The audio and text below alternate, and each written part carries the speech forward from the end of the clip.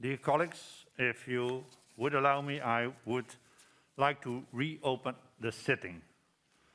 We will have a busy day today, an exciting day, I hope, in debating most relevant issues. But I first will start with the conclusion of our Rules Committee on the still unratified credentials of the Russian delegation. And I read out the message that I received from the chair of the committee. At the opening of this part session, the credentials of the Russian delegation were challenged on procedural grounds and in accordance with Rule 7.2 refer to the Rules Committee.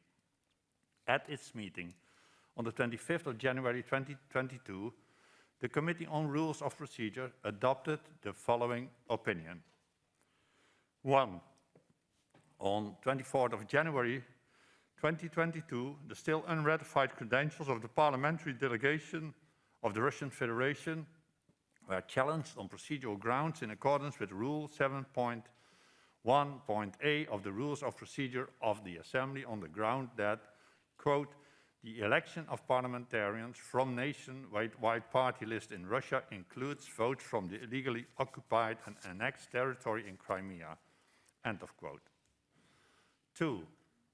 The committee recalls that it has held several exchanges of views on similar challenges to the still unratified credentials of the parliamentary delegation of the Russian Federation in 2019 and 2020. It also recalls that it has previously examined this question in opinion, which you find in document 15218, on challenge on substantive grounds of the still unratified credentials of the parliamentary delegation of the Russian Federation on the 27th of January 2021. 3.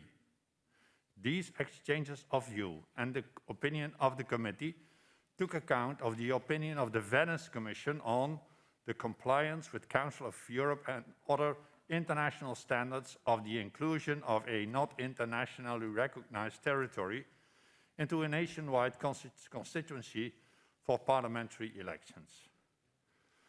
The committee emphasized that by virtue of the obligation of states and international organizations under international law not to recognize the consequences of the illegal annexation of a territory, the ratification of the credentials of the Russian delegation by the Assembly would in no way constitute recognition, even implicit, of the annexation of Crimea by the Russian Federation. 4. The committee recalls that in its above-mentioned opinion on this issue, the Venice Commission stated the obligation under international law for the Parliamentary Assembly not to recognize an annexation does not necessarily entail the obligation to deny credentials to the whole delegation of an annexing state. Other options are possible. The Parliamentary Assembly might consider increasing the range of such options for the future. 5. On the basis of the above, the committee concludes that the credentials of the parliamentary delegation of the Russian Federation should be ratified. This is the opinion of the Rules Committee, and this is where the Assembly has to live with.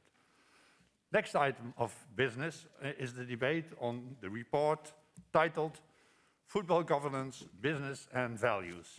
You find it in your document 15430, presented by Lord George Foulkes on behalf of the Committee on Culture, Science, Education and Media. This will be followed by a statement from Mr. Giovanni Infantino, President of FIFA, the International Federation of Association Football. In order to finish this by 11:30 a.m., we must interrupt the list of speakers at about 11:20 to allow time for the replies and the vote. The rapporteur has 7 minutes to present the report, and then we'll have a further 3 minutes to reply at the end of the debate. And I also will allow President Infantino to have concluding remarks at the end of the debate after his introduction at the beginning of the debate. I see That Lord Folks has installed himself at home somewhere in Britain. I have heard, George, that you are also one of those soccer fans and those who are infected by COVID, which is another virus, but we are happy to have you here, and I give you the floor. You have 7 minutes. Thank you, Mr. President. I'm speaking here from Edinburgh. Mr. President, dear colleagues, the great Liverpool football legend, Bill Shankly, who was born in Glenbuck in my former constituency in South Ayrshire, he once said, "Football is not a matter of life or death. It's more important than that."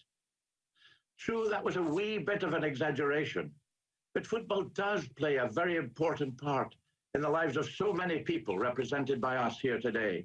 That's why I've had numerous meetings on your behalf with our partners on this issue, including representatives of the fans, players, agents, clubs, leagues, and of course UEFA and FIFA. So we warmly welcome here today Giovanni Infantino. His presence is a mark of the mutual consideration and respect and of the excellent collaboration which FIFA and our Assembly have built up and seek to develop further. Can I also thank him and his many senior officials for the help they gave us during the preparation of this report, which does include many significant demands to FIFA, which I hope he will endorse and follow up.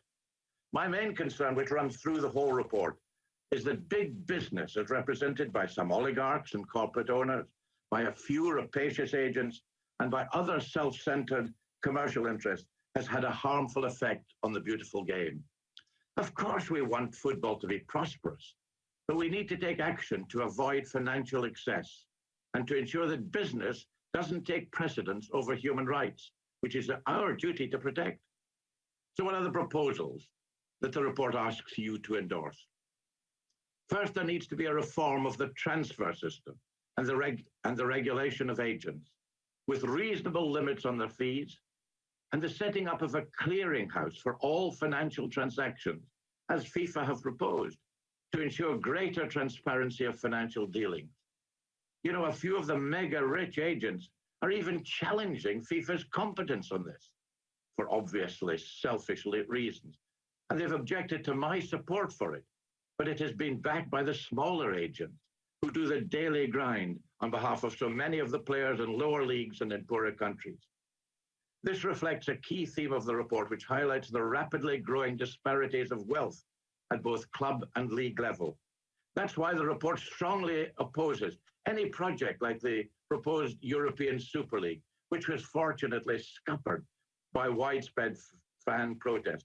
And we back the UEFA to continue as the body responsible for European football and urges it to expand its revenue distribution scheme to help the smaller clubs. We propose in particular that European leagues establish a solidarity fund using a small percentage of TV revenue to finance projects developed by fans, particularly to help clubs recover from the COVID pandemic. And we also recommend that fans and players should be given a greater role in football governance at all levels. Football wouldn't exist without players, and fans are the lifeblood that keep the heart pumping, yet they are marginalized in decision-making. And we hope that both FIFA and UEFA will endorse these developments towards more inclusive decision-making internationally. But there's also a need to parallel these developments in clubs and national leagues and associations. Also, the protection of underage players and gender equality are two prominent human rights issues we cover. We call for young players to be treated as human beings, not as commodities, and attention given to their education and their well-being, as well as their footballing skills. And in particular, we commend the project to set up a safe sport entity to deal with cases of abuse in sport. It's time we join efforts to mobilize our energy to face this growing threat. And while we acknowledge that much has been done on gender equality, we recommend further action on both equal pay and women's representation on decision-making bodies, so that sport in general and football in particular can really help with removing the cultural drawbacks which have perpetuated inequality between women and men in our society. We've looked in detail with FIFA, and particularly the ILO, at other concerns about working conditions in Qatar, both on and offside. And on the basis of our discussions, particularly with the ILO, we do not favor a boycott of the World Cup in Qatar, but we do strongly recommend that we continue the pressure on the authorities right up to and during the competition. And countries which bid to host major events in the future must satisfy human rights criteria. For this reason, we consider that in the future, a thorough human rights compliance assessment should be a precondition for accepting any country's bid. All bidding countries should ensure workers' rights, protect athletes of minor age from sexual abuse and all forms of violence, and ensure gender equality and combat discrimination in sport, and uphold fundamental civil and political rights. Mr. President, that's all I want to say by way of introduction, as I'm very much looking forward to hearing from Mr. Infantino and the comments for colleagues, which I shall respond to in my reply at the end. Thank you very much indeed. Thank you very much to you, George, for your introduction remarks. And as you said at the end of the debate, you will be able to react.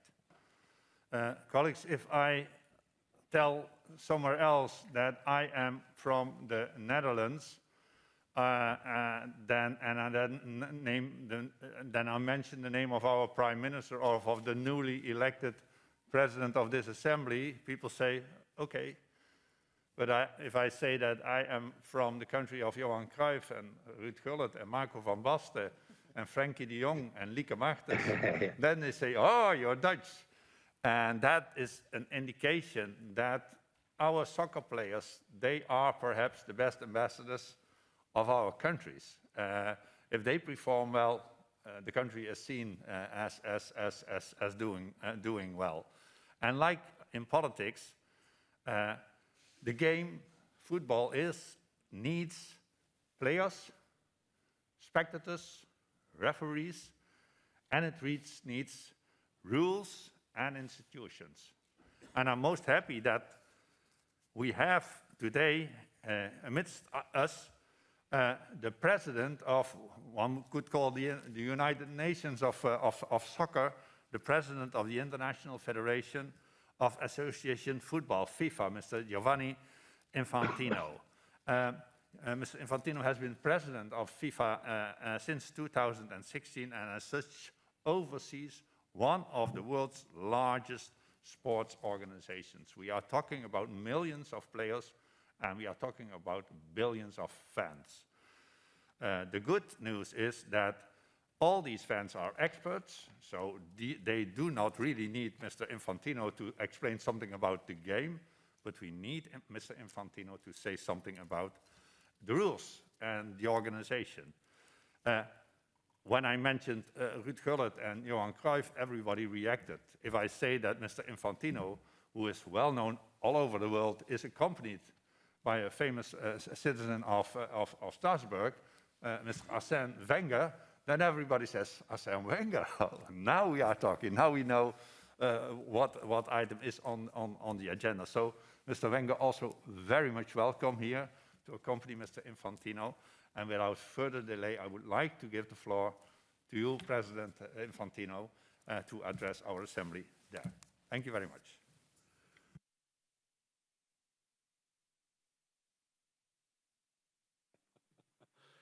I don't know if we can make this fit here, but dear President, members, I'm very proud and happy to be here today speaking about the topic, or certainly one of the main topics which truly unites Europe, and it's football. It doesn't only unite Europe, it unites actually, as a matter of fact, the entire world. Can I give you the ball? Okay. Got it. Very good. Thank you very much for the invitation. My thanks as well to Lord Foulkes, which I saw in a screen up there, but I'm sure he's still watching us. Thanks to everyone here in Strasbourg at the Council of Europe and in the committee, and those who have worked on this report, which will be discussed and debated today. It is a true honor to be here for me as a FIFA president. We have started a relationship with the Council of Europe in 2018, where we signed a memorandum of understanding, and since then we have been constantly working together, trying to help growing football and the governance of football. We have, as FIFA as well, entered other agreements with the African Union, with ASEAN, with CARICOM, with the World Health Organization, with UNODC, with UNESCO, and so on and so forth, because FIFA realizes that football, well, might not be a matter of life and death, but more important than that, as it was said eloquently before, but football is also indeed much more than a sport, and we have to take our responsibility in this respect very seriously. I'm also happy and proud to be able to share with you some personal thoughts and, of course, on behalf of FIFA, some thoughts on the report and on the main topics related to that. Why I speak about personal thoughts? Because everything is linked. I am personally as well a product, so to say, of European integration. I am somehow a product of the values which have created this Council of Europe, the values of human rights, of inclusion, of rule of law. I'm an immigrant, or I'm son of immigrants. My parents had the chance to go to work from Italy to Switzerland, and they were given work, and they were given dignity together with work, and they were given an opportunity and a chance, and I could then study in Switzerland, and today I'm here as president of FIFA, and we have, as FIFA, and all of us, as leaders of societies, a responsibility to put these values high up. So I want to speak today about four main topics: human rights, it was mentioned, and in particular the situation in Qatar, about the transfer system, about safeguarding children and vulnerable people from abuses, and ultimately about the future of football as well. First of all, when we speak about human rights and workers' rights and the situation in Qatar, again, my thanks to Lord Foulkes and his team for having integrated into the report our input in this respect. I think that change doesn't come quickly. We know it in Europe. It took decades, sometimes even centuries, for change to happen. Change on workers' rights, change on human rights. But change is happening, and when it happens, we have as well to recognize it. Thanks to the World Cup, thanks to the spotlight that football brings to a country like, in this case, Qatar, well, the system has evolved in a record time of only a few years. What has changed concretely? Well, the kafala system has been abolished, and over 300,000 workers in the last year have been able to change their job. And I repeat here what I said at the beginning: work means dignity. You give work, you don't give charity to people. You have to give them also a proper legislation and a minimum wage, as it was introduced as well in Qatar. Regulations about protecting workers from the heat have been introduced as well. Workers' committees have been created. Now, does this mean that we have now a paradise country? No, certainly not. A lot needs still to change. A lot needs still to be done. We need to keep the focus and the pressure all together.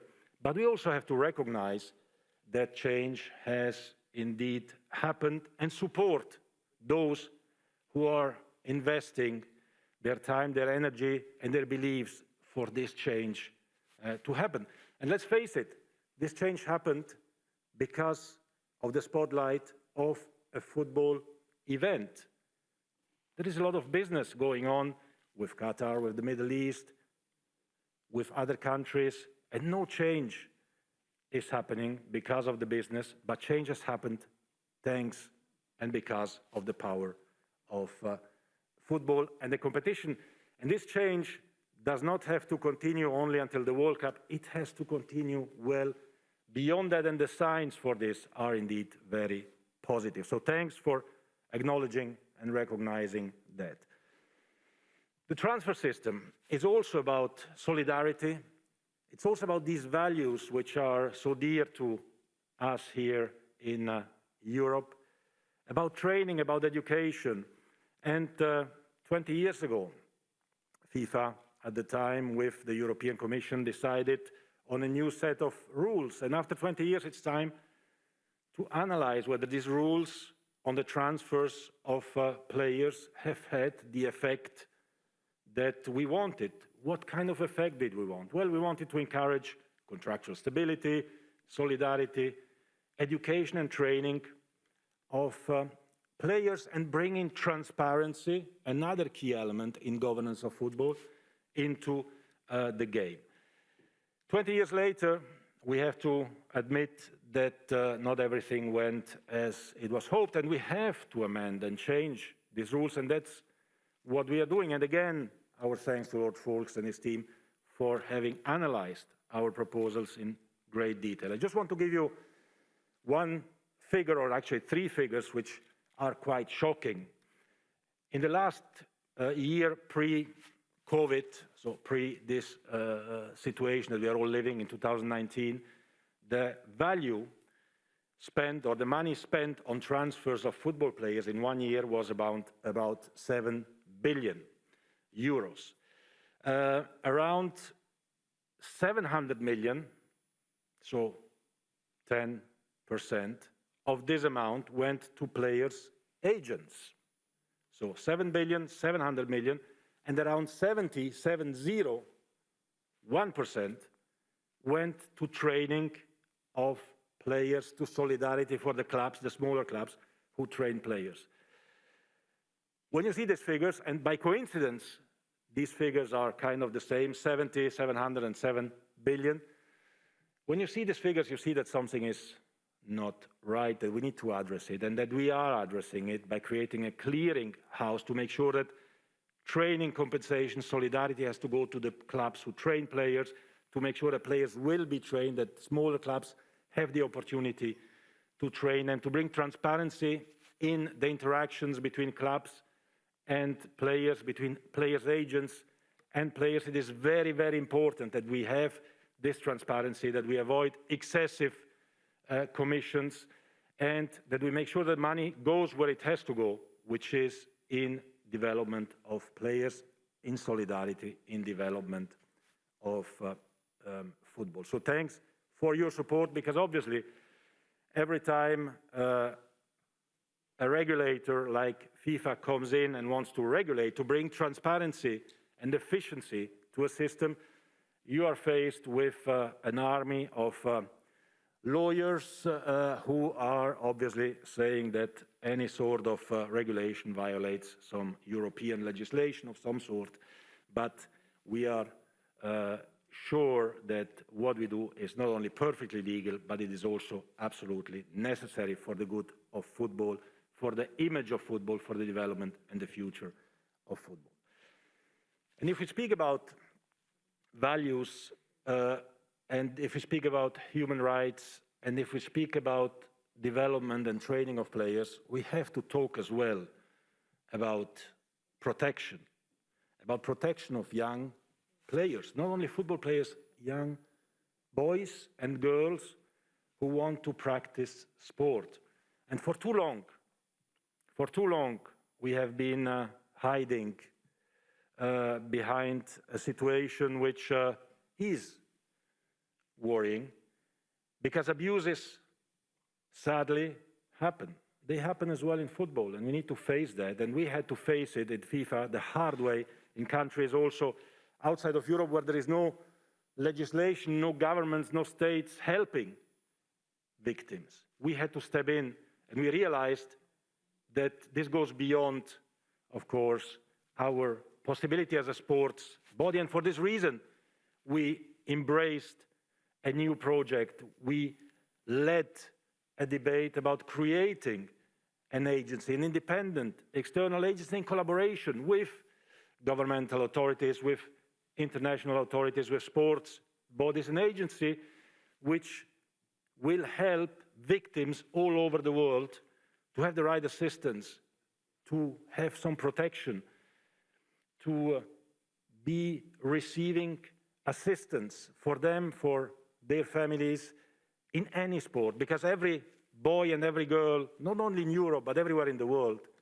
needs to be able to go and practice sport in a safe and healthy environment, and we cannot just hide this topic away. So we are pushing for the creation of this new independent agency, and thanks again as well there for your support in this respect. The final topic that I would like just to mention briefly, if I still have, yes, a minute, thank you, is the future of football. And one of the remarks as well in the report about the question on the World Cup every 2 years, and we have Arsene Wenger here, who is in charge of studying that project for men's football, and for women's football we have Jill Ellis, who is in charge of studying that question as well. Let me say that on this topic, I would have preferred, or we would have liked to engage indeed also in a debate, in a dialogue with the Council of Europe, and I take this opportunity as a first step in discussing the future of football, as well, of course, with the Council of Europe. Because what this topic is about is not about whether we want a World Cup every 2 years. It's about what do we want to do for the future of football. The Super League was mentioned earlier as well by Lord Foulkes.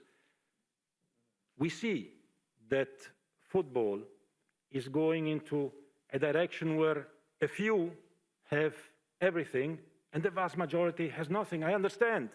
In Europe, the World Cup takes place twice per week because the best players are playing in Europe. So in Europe, there is no need for additional possibilities and events. But if we think about the rest of the world, and also if we think about Europe, the vast majority of Europe, who doesn't see the best players, who doesn't participate in the top competitions, then we have to think about what football brings, which goes beyond the sport. Because football is about what I was saying at the very beginning, about opportunities, about hope, about national teams, about the country, about the heart, about the joy, about the emotion. And we cannot say to the rest of the world, give us your money. If you have or happen to have a good player by coincidence, give us the player as well. But watch us on TV. We need to include them. We need to find ways to include the entire world, to give hope to Africans so that they don't need to cross the Mediterranean in order to find maybe a better life, but more probably death in the sea. We need to give opportunities, and we need to give dignity, not by giving charity, but by allowing the rest of the world as well to participate. Now, maybe the World Cup every 2 years is not the answer. We discuss it, we debate it. We started the process with a vote of 88%, and this Council of Europe is also about democracy, 88% of the FIFA Congress, including 30 European members out of 55, to debate, to discuss, and to see what the best way is to be more inclusive, not just to speak about saying no to discrimination, but to actually act into exactly that direction by being more inclusive, by bringing everyone on board, and by trying to give opportunities, hope, and dignity to the entire world. We engage in a discussion, we engage in a debate. We will see at the end of this debate, not today, but in a few months' time, what the result is. Football is unique, football is global, but we have to make it truly global. We have to make it truly inclusive, such as the values that have built Europe and that we are bringing as well all over the world. And football definitely is an instrument and a tool that is at your disposal, at the disposal of every citizen in order to have more opportunities and more chances to be inclusive. So again, thank you very much to all of you for listening to me. Grazie mille, muchas gracias, vielen Dank, merci beaucoup. It's an honor and I'm proud and happy to be here with you today and to answer, of course, any question that you might have later on. Thank you so much.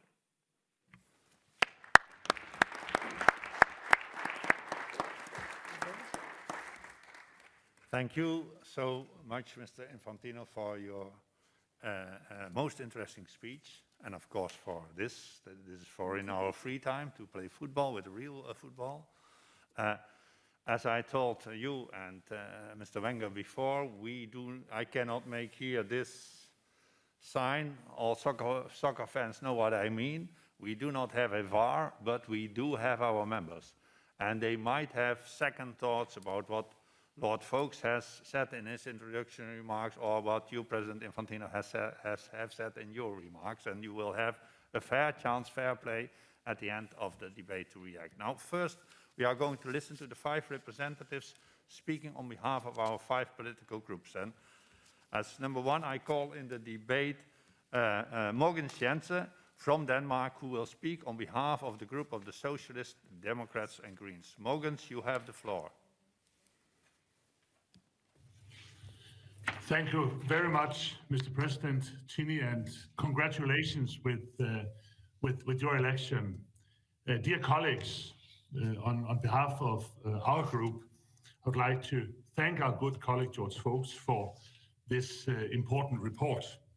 I think we all know, and it has also been stated here by Mr. Fantini, how big a role sport, and not at least football, plays in many people's lives.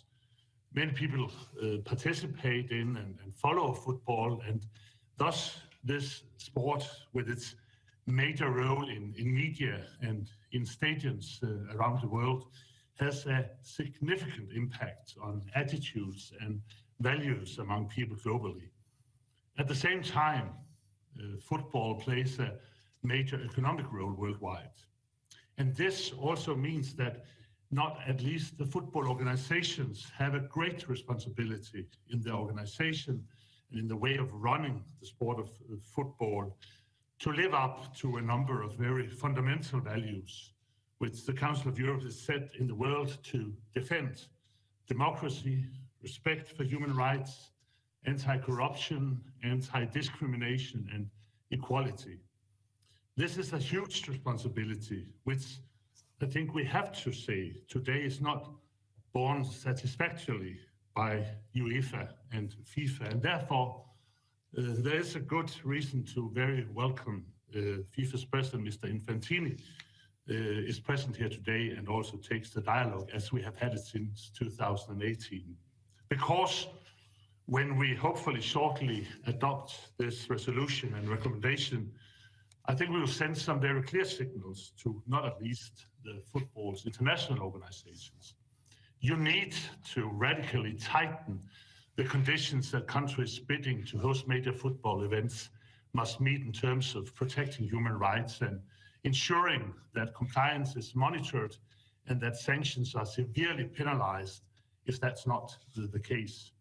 You need to make a greater effort for gender equality in the world of football, and you need to take better care of the protection of underage football players. In addition to this, there's still a great deal of work to be done to clean up after the corruption scandals that have unfortunately plagued also FIFA and other organizations. It is imperative that not at least FIFA and UEFA take responsibility for ensuring that their organization is fundamentally based on democracy and on economic transparency. This is not at least important for the benefit of the general public and the millions around the world who support football every day. The resolution we are debating here today calls for even further cooperation and dialogue between FIFA, UEFA, and the Council of Europe and other important stakeholders. I hope that FIFA and UEFA will commit to this. I see a clear message in this resolution of the Parliamentary Assembly. I see it as a kind of a yellow card for international football organizations. Now is the time to act accordingly. Thank you very much, Mr. President. Thank you very much, Mr. Jensen. And knowing you are speaking from Denmark, we think about Christian Eriksen, of course, and we wish him well. Next speaker on our list is Alexander Pojciew from Poland, and who is going to address our assembly on behalf of the EPP group. Alexander, you have the floor. There you are. Merci, Président. Je voudrais remercier notre rapporteur pour ce rapport. Et je suis d'accord avec la plupart des thèses qui sont incluses ici, dans le résumé, dans les recommandations. Je suis tout à fait persuadé que les jeunes joueurs ne doivent pas être traités comme les objets. Ça, c'est fondamental. Et il faut faire quelque chose dans les règles de transfert, dans les règles qui règnent aussi dans des fédérations nationales, parce que tous les scandales qui se sont produits à très haut niveau, ils sont partout, aussi dans nos fédérations nationales respectives. Non plus, je n'ai pas de doute que les joueurs et les salaires des joueurs sont exorbitants. Et dans le monde où nous disons, mais il faut que les riches ne sont pas aussi riches dans le moment où les pauvres sont si pauvres, même les joueurs les plus doués, qui sont les héros de nos jours, ils devraient aussi respecter cette valeur commune et les sentiments communs que nous avons. Mais là où je ne suis pas du tout d'accord avec ces rapports, c'est dans l'article 22, à promouvoir l'égalité des salaires et des primes versées à joueurs et joueuses. Pourquoi dans le tennis, dans l'équitation, les femmes ont obtenu, sans vraiment devoir se battre, les mêmes salaires? Pour une simple raison que l'audience est presque la même. Si on regarde Roland-Garros, si on regarde Wimbledon, on regarde aussi les femmes et aussi les hommes. C'est facile, dans l'équitation, les femmes battent les hommes. Et vous avez commencé, Monsieur le Président, à citer, je viens du pays où il y avait Cruyff, Van Basten, Krol, De Boer, et on peut citer centaines de grands joueurs, par Pelé commençant, par Messi, on peut finir. Mais vous n'avez pas cité le nom d'une joueuse. À bon titre. Merci beaucoup. Merci à vous, Alexander. The last name that I mentioned was of our famous soccer player, Lieke Martens. My oldest granddaughter wants to be the new Lieke Martens, of course. But thank you very much. So the next speaker in our debate will be Dmytro Nataluka from Ukraine, and he is going to speak on behalf of the ECDA group. Dimitri, you very have the much, floor. dear Mr. President, dear distinguished colleagues. I hope you hear me well. I'm very thankful to Mr. Rapporteur for this report. And as we have seen everywhere in Europe this summer, football is a huge unifying force. It fosters integrity of our societies. It promotes mutual respect and equality. It elevates the burdens of our everyday lives. And I definitely endorse the proposal contained in the draft resolution. However, one proposal is particularly important, which is the call of the draft resolution on FIFA and UEFA to make election of host states of major football events subject to a thorough assessment of their compliance with human rights standards based on the up-to-date information of international governmental and non-governmental organizations. Relevant human rights standards shall include freedom from discrimination and other fundamental civic and political rights, in particular freedom of expression and freedom of peaceful assembly, both as regards staging the competitions and in general.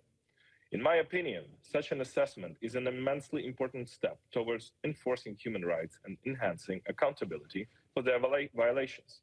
In this regard, it is rather outrageous and unacceptable that Russia, for example, a country with a consistent and extensive record of human rights and international law violations, have been trusted to host the 2018 FIFA World Cup, the 2020 UEFA European Football Championship, and this year again, the 2022 UEFA Champions League final. All these tournaments either were or will be hosted by a country that, according to Resolution 2022-30, is sponsoring discrimination of LGBTI community, or suppressing freedom of speech and political opposition as reflected in Resolution 2363 of this Assembly, or illegally occupying territories of other sovereign countries as provided in Resolution 2387 of this respected Assembly. Therefore, I do not accept that St. Petersburg is allowed to host the Champions League final with Alexei Navalny is languishing in prison after an attempted assassination by means of Novichok, when millions of people are suffering from violations of their rights. This very assembly considers egregious. And for this very reason, it is of utmost importance to indicate in such substantial and remarkable report that all countries that violate human rights, not just those who are not members of the Council of Europe. We have to be fair, ladies and gentlemen. And such fairness implies that countries hosting championships in the nearest future, such as Russia, for example, would have the opportunity to remedy such violations before the championships and not after they end. Therefore, I firmly call on the UEFA and FIFA to implement the bidding procedure advised by the draft resolution and stop allowing to use football for propaganda purposes. Thank you very much for your attention. Thank you, Mr. Nataluka. La prochaine oratrice dans notre débat est Madame Alexandra Louis de la France et elle parle au nom du groupe ADLE. Alexandra, vous avez la parole.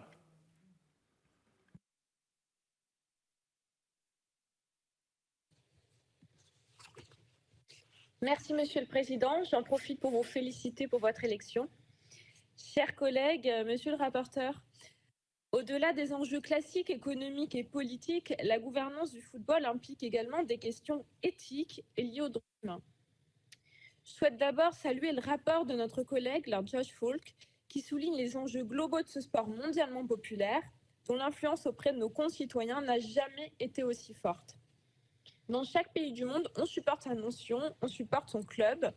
Aucun autre sport, aucune autre pratique culturelle ne fait l'objet d'un tel degré d'adulation. Là d'où je viens, le football est une religion dont le vélodrome en est le temple et l'Olympique de Marseille un trait d'union entre tous les habitants. Parce qu'il revêt cette importance hors du commun, le football doit évoluer et être exemplaire face aux défis qui dépassent le simple cadre sportif. Pour tendre vers une bonne gouvernance, il est essentiel de s'engager dans un mode de gestion responsable et éthique. Tous les acteurs, clubs, instances et dirigeants participant à l'économie, la promotion et le développement du sport doivent être conscients de leurs obligations et devoirs.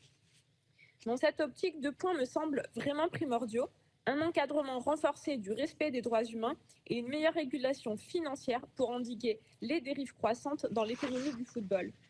Concernant le respect des droits humains, le rappel à l'ordre de notre Assemblée est essentiel. notamment pour les pays souhaitant accueillir de grandes manifestations sportives. Ils ont le devoir d'assumer des obligations éthiques et de travailler en étroite collaboration avec les fédérations et associations engagées dans la défense des droits humains.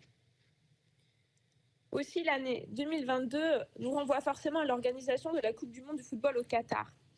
Si notre Assemblée salue des efforts accomplis par la FIFA et les autorités qatariennes, nous ne devons pas non plus oublier les conditions de travail difficiles dont les travailleurs ont fait l'expérience lors de la préparation de l'événement et les milliers d'accidents, y compris mortels, qui ont eu lieu durant cette période.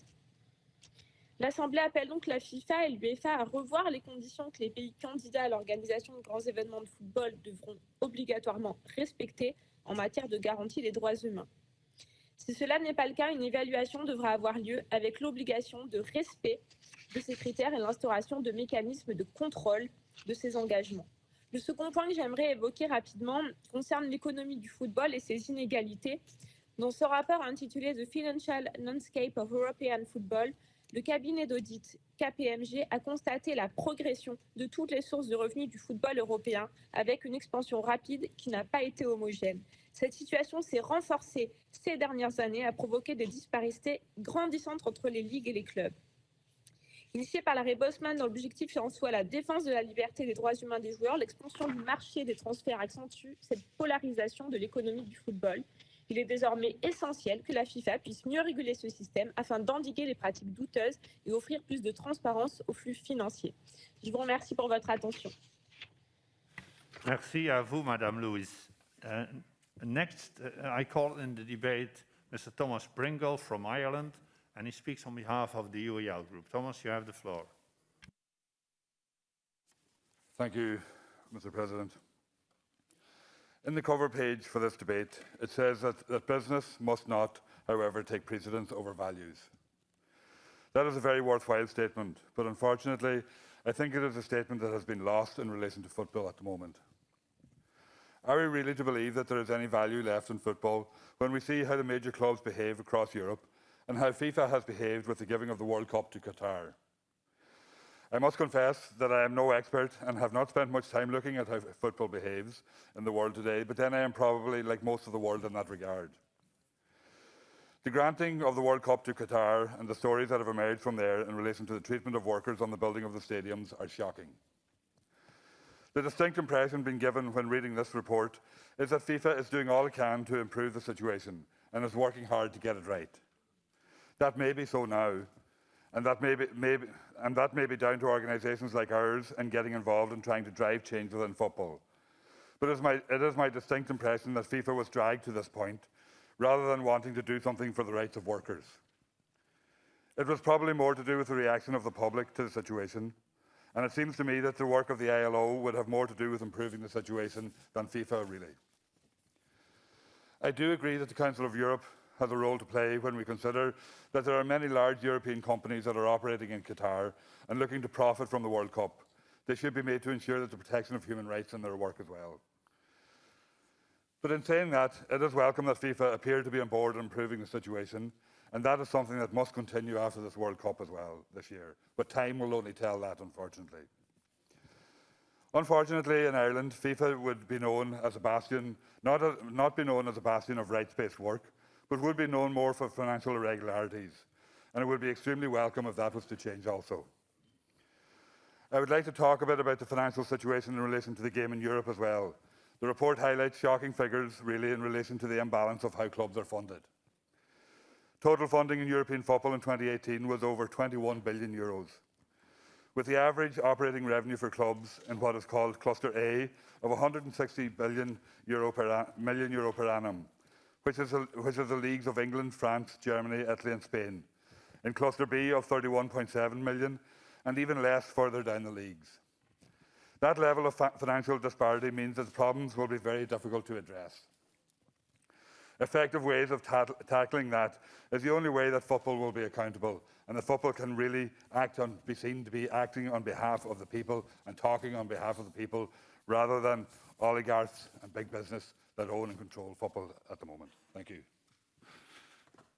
Thank you, Thomas. That concludes the speakers on behalf of the political groups. We now will take as many as possible remarks from the other members. And first, le prochain orateur dans notre débat est maintenant M. André Vallini de la France. Vous avez la parole.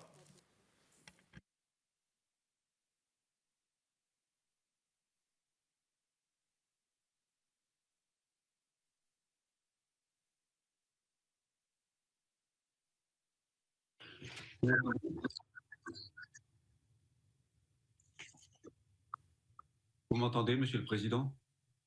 Bien sûr. Bien. Monsieur le Président, mes chers collègues, le football est de loin le sport le plus populaire et le plus fédérateur qui existe aujourd'hui. Il est donc nécessaire qu'il véhicule, comme cela a été dit avant moi, des valeurs en phase avec celles que nous souhaitons transmettre à nos enfants, notamment l'aspect des droits humains. À la lecture de ce rapport, 2 points retiennent mon attention. D'abord, je pense aux droits des travailleurs, venus notamment d'Asie, travailler sur les différents chantiers pour la Coupe du Monde 2022 au Qatar. Pour de nombreuses ONG, la situation de ces travailleurs s'assimile à de l'esclavage et l'Organisation internationale du travail parle d'au moins 50 morts et 37 000 blessés pour la seule année 2020. Le journal The Guardian évoque plus de 6 500 travailleurs étrangers morts lors de la décennie écoulée sur ces mêmes chantiers. Si les joueurs allemands et norvégiens ont affiché sur leur maillot l'expression « l'homme » en référence à ces accusations, les dénonciations demeurent marginales et le silence est de mise. Face à cette situation, notre Assemblée doit prendre position. La réforme du droit du travail engagée au Qatar reste bien insuffisante et la FIFA doit donc prendre ses responsabilités pour continuer à faire pression sur le Qatar afin que la situation des travailleurs sur place évolue.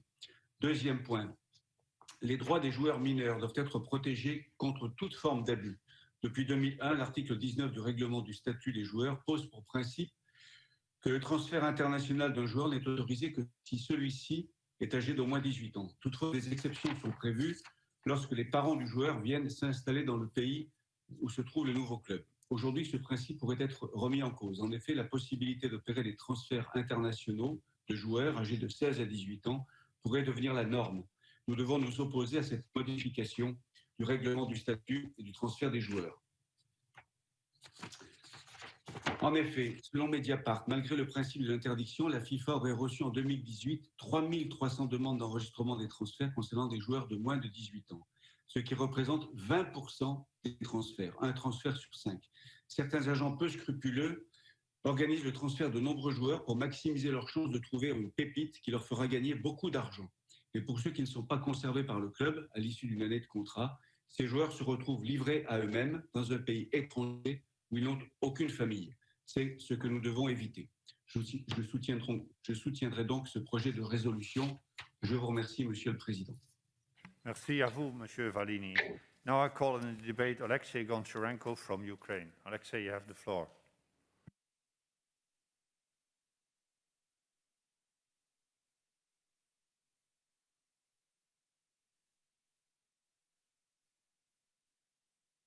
I do not see Mr. Goncharenko in the hall, so we go to the next speaker. That is Mr. Dara Callery from Ireland. Mr. Callery, you have the floor. Thank you, Mr. President, and thank you to Lord Foulkes for his report. Anybody that starts his presentation by quoting Bill Shankly is very welcome to any forum that I participate in. And I note from Lord Foulkes' background that he has taken on corporate might in soccer before and in football before. So I know that this report, which is very welcome, will be followed through. Mr. President, many of the issues we discuss at this forum are very macro. They may not affect people's daily lives. This does. And this weekend, many millions of our citizens across the Council of Europe member states will participate in football of all ages.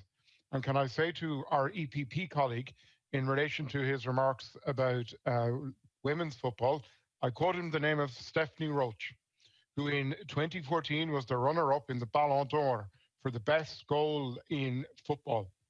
And there are many more Stephanie Roches, and there are many more women who want to be Stephanie Roche and should be equally paid because they put in the same effort, they do the same training on dirty pitches in all sorts of weather to give us the kind of sport that we love. Football is crucial, and soccer is crucial in keeping our populations healthy. physically healthy, but also mentally healthy. And in the context of the post-pandemic era, when so much sporting activity was destroyed, football and soccer will be crucial at rebuilding our continent post-COVID. Can I say to President Infantino, I welcomed your remarks, and I welcomed what I sense was the genuine nature of your remarks. But can I propose, Mr. President, that in order to test the sincerity of FIFA's response to this report, that when we gather next year, that we have a post-Qatar report? Are the commitments that FIFA have committed to, as endorsed by Lord Foulkes in his report, will they actually be implemented? Will Qatar take place in the actual competition? What changes will happen afterwards? And I think for this report to be true and to be effective, as an assembly, we should come back to it next year and see where the commitments that are entered into on the part of FIFA honoured. Can I also ask Lord Foulkes and President Infantino, have they done any work or have they any consideration in the very early stages of the impact of cryptocurrency on football? It is beginning to become an issue, and it is beginning to become an issue that is impacting on the business models of football. And we need to ensure that fans are protected from that. Finally, Mr. President, there was a political slogan in this country once of my own party, a lot done, more to do. Can I say to President Infantino, that is something he should look at. But in terms of assessing the more to do, we will take our role very seriously. Thank you. Thank you, Dara. Next in the debate, I call Madam Emine Nur Güney from Turkey. Emine, you have the floor. Thank you, President. First of all, congratulations on your election as the Speaker of the PACE. Dear colleagues, I congratulate the reporter for his inclusive and incisive report. The report not only points to very important problems football today faces, but also offers constructive solutions for these problems. Football has gone beyond being a sport and has become a promising business. In the past, money was not that much important in football as today, but now football is among the well-paying careers. This situation could be considered as harmless at first glance. However, the commercialization of football creates a huge financial gap between small and big clubs. While big clubs are able to pay millions of dollars for just one player, other small clubs cannot even pay their player's salary. This situation puts pressure on small clubs to loan money that they cannot pay back. This inequality needs to be addressed. There is no doubt that football, as other branches of sports, belongs to all citizens. Local football teams are one of the most important institutions that ensure everybody, especially for the young people, to enjoy football. As we are all aware, many of these local football clubs are small sport clubs. That is why it is crucial to support small football clubs. In addition, these football clubs not only encourage people to involve in sports, it also ensures that financially disadvantaged young people are prevented from getting involved in criminal activities. However, the young people also must be protected from abuse in sports. Therefore, I sincerely support FIFA's initiatives to establish safe sport centers. Last but not least, men continue to dominate senior roles in the management of football. This paves the way for women being held back in football industry. To avoid this situation, women should be allowed to play further roles in football management. As an example from Turkey, as a good example, the president of one of the football clubs is a businesswoman, and they are doing very well. I hope these numbers increase in coming years. Thank you very much. Thank you very much, and I share your hope, Emin. And next, I call in the debate Mr. Constantinos Estacio from Cyprus. You have the floor.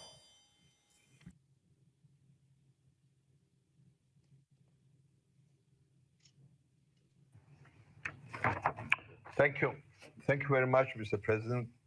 And allow my congratulations for your election, and please accept my certainty that you will fulfill in the best manner your high standard mission.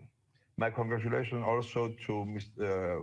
Lord Fuchs for his excellent report, and my greetings also to Mr. Giovanni Infantino and to Mrs. Tsakona, here, his associate. Playing sport teaches many universal, such as fairness, sportsmanship, teamwork, inclusion, and respect. Everyone is equal in sports, and everyone should have the same opportunity to participate and compete. Today, sports leagues have evolved into giant businesses, closely interlinked with large-scale industries and entertainment companies. Predominant sports like football are major players in the global financial market, with the top spending clubs and the highest paid athletes at the forefront. Sports clubs should adopt salary caps, revenue sharing, and expenditure ceilings. We must remain vigilant against the increasingly growing international sports market, because we have a common responsibility to uphold the ethical spirit of sports. We cannot accept the proverb that the more you spend, the higher you go. Football governing bodies must continue to remain autonomous and free from influences stemming from financial gain, political or cultural affiliations. A key priority of member states should be fighting corruption and scandal while promoting transparency and good governance. In cases of major international sports events, host countries should meet basic social norms and shared standards, starting but not limited to from the human rights, which is rightly stated in the report. At the same time, through their targeted coverage of major sports such as football, media organizations engage in feeding the lucrative sports industry. That is why they should remain largely independent from sponsors of any kind, including political affiliations, and more importantly, they must be held accountable for their role in shaping the moral behavior of all people involved in sports. Thank you very much. Thank you very much, Mr. Constantinos. Our colleague Alexei Goncharenko was in the dugout, but he's back in the field. I give you the floor, Alexei. Thank you, Mr. President. First of all, I would like to thank Rapporteur for great work and great report. Thank you very much. And it is really a very important issue we are discussing now, because football is not just sports. Football is the favorite game of millions, and that's why it is also often used in absolutely wrong way. It is often used in wrong way in commercial issues, but also, unfortunately, in political issues, which we are here for, our assembly, the Council of Europe. For example, we know that all dictators, they like big shows. They know the Roman principle, panem and circenses. They know the principle, bread and shows to people, and they try to do this. Also, they try to use sport to show their legitimacy. That's why I want to address to Mr. Infantino and to ask him to be very, very precise and careful with such things, not to give opportunities to dictators to buy football championships for themselves, to provide them in their countries, just to show that they are legitimate, that they can be speaking with by wide auditory and by the world. We know such examples like, for example, in Russian Federation in 2016. We know other examples, and that is something which I think we need to stop, and we need to remember that football is something not only about the game, but about their values. The values of equality, the values of fighting with racism, the values of fighting with xenophobia, which is so important in today's world. So that's first what I want to address to Mr. Infantino, and I hope he will consider it for future. Secondly, I would like to say that really we need more bigger cooperation between our institutions like ours, which is fighting for human rights, democracy, rule of law, with sport institutions. Because in today's world, football stars, for example, sports stars, have more influence, we should say the truth, on people, on society, on the way people think than even we politicians or other people. So that's why it's so important to be together, to speak, to defend our common values together, and that should be our way to a better future, to better sport, and to better Europe and better world. Thank you again for a great report. Thank you, Mr. Infantino, for taking part in our session, and I encourage you to move forward in the directions which I was speaking about. Thank you. Thank you, Mr. Goncharenko. Nächster Sprecher in unserer Debatte ist Herrn Axel Schäfer, Deutschland, und er spricht im Namen der Gruppe der Sozialisten, Demokraten und Grünen. Axel, Sie haben das Wort.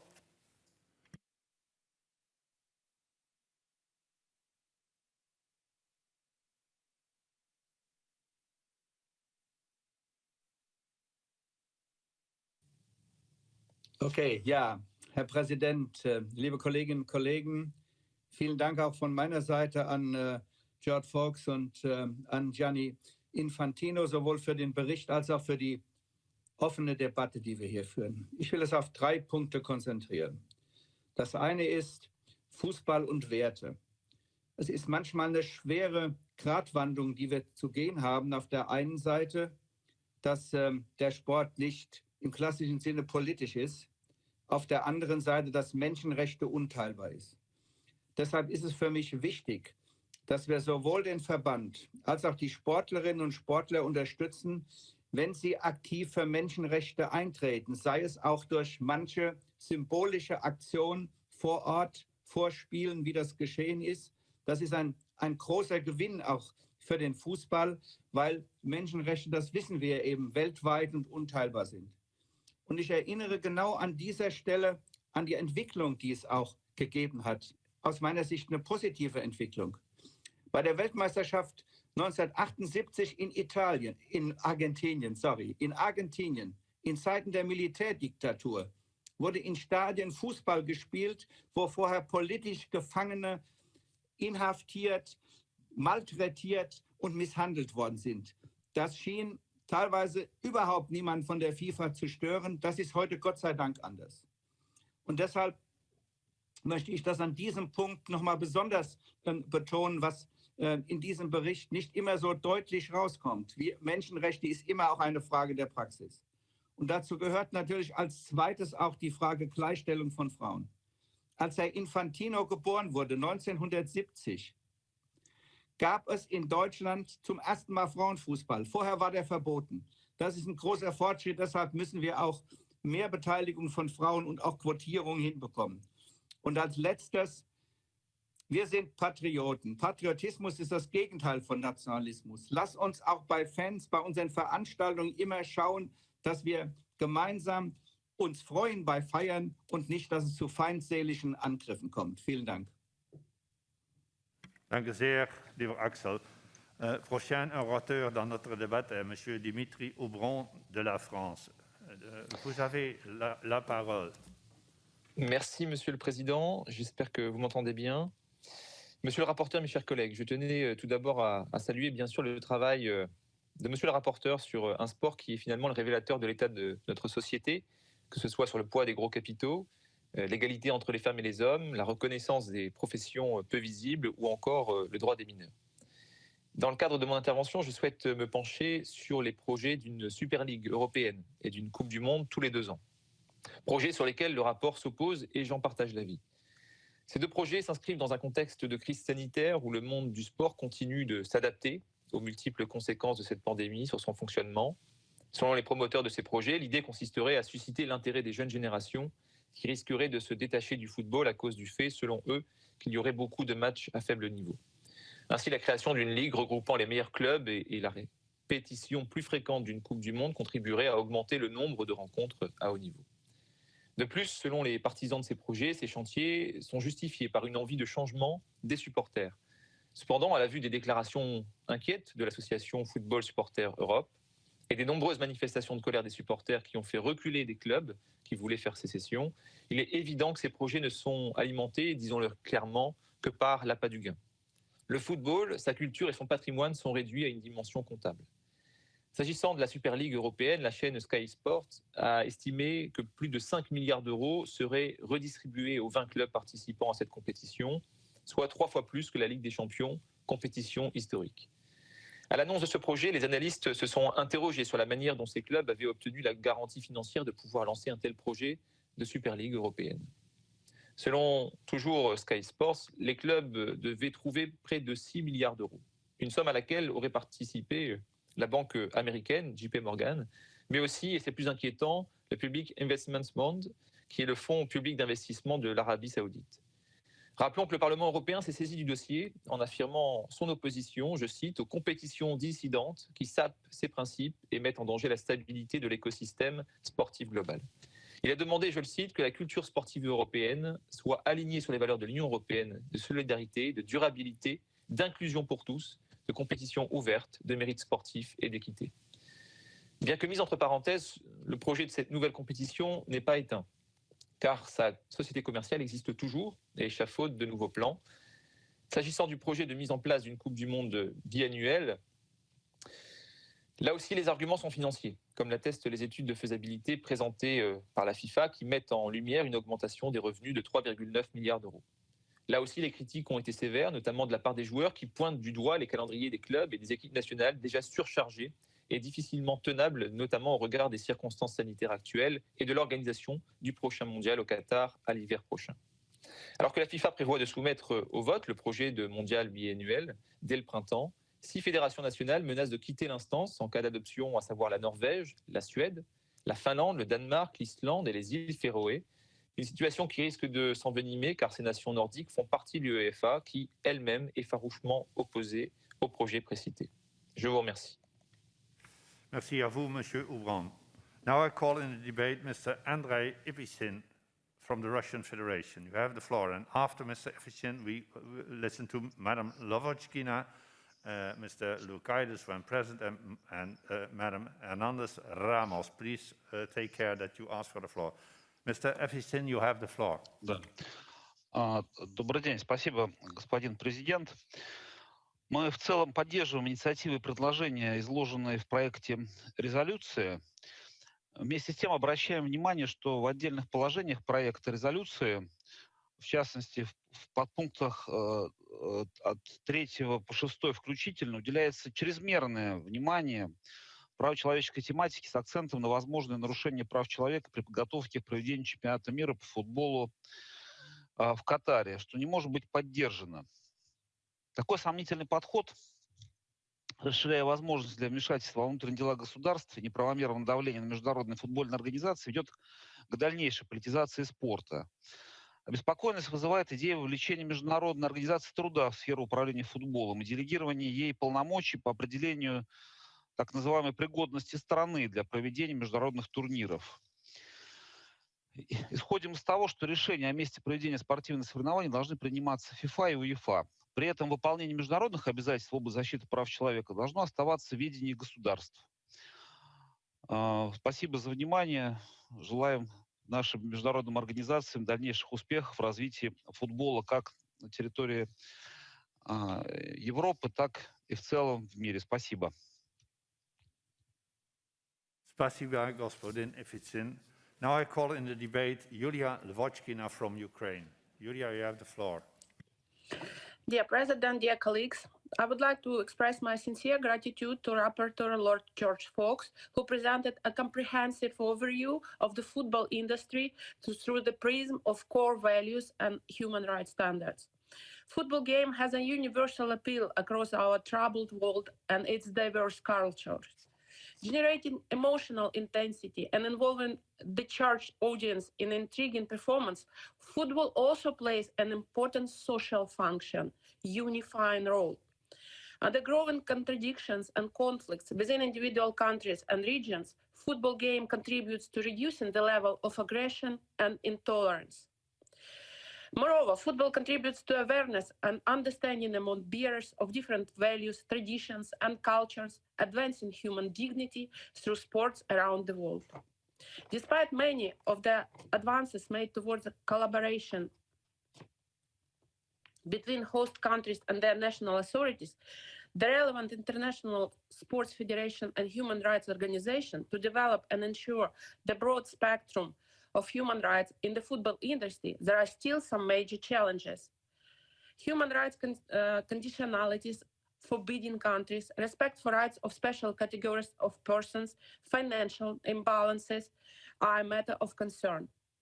In this respect, the presented report provides us with an opportunity to define the need for greater financial solidarity between men and women football and more solidarity within the football system. At the same time, the right to solidarity shouldn't shift attention away from what is necessary for basic prosperity. Thus, providing the top-level product to the potential audience requires major investments.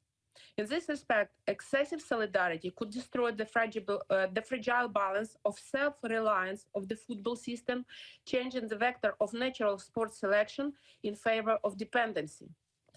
Also, fully sharing the idea of the need to readiness different gaps, the income will finally depend on the interest of public in the football team in general, either it's men or women football team, and on the interest to sportsmen or sportswomen in particular. What is indeed required is a cultural shift in women's empowerment in order to create sustainable, gender-responsive ecosystem at national levels. I do believe that best human rights policy is no more than words on paper, without necessary actions and incentives to make it part of everyday practice. To conclude, making major changes requires the involvement and support of all relevant stakeholders, both on the national and international levels. To this aim, the Council of Europe has made and still making a major contribution to creating and enable conducive environment for human rights and respective ecosystems. It is now the turn of host countries, national authorities, and relevant international sports federations to commit their efforts to make human rights policy to be a part of everyday football industry agenda. Thank you for your attention. Thank you, Yuria. Next in the debate, I call Mr. George Loukaitis from Cyprus. He is not connected, I hear. So then we go to the last speaker, then I have to interrupt the debate. It's Madam Minerva Hernandez Ramos from Mexico. Good to see you, madam. You have the floor.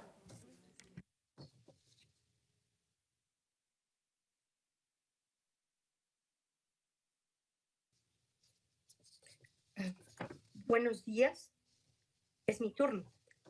El informe de la Comisión Yes, you are the last speaker in the de debate. Ciencia y Educación y Medios hace patente. Go ahead.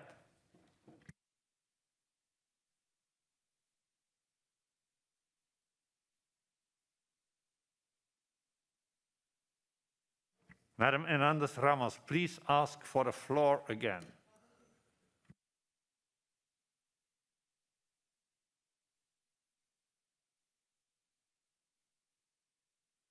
Ok.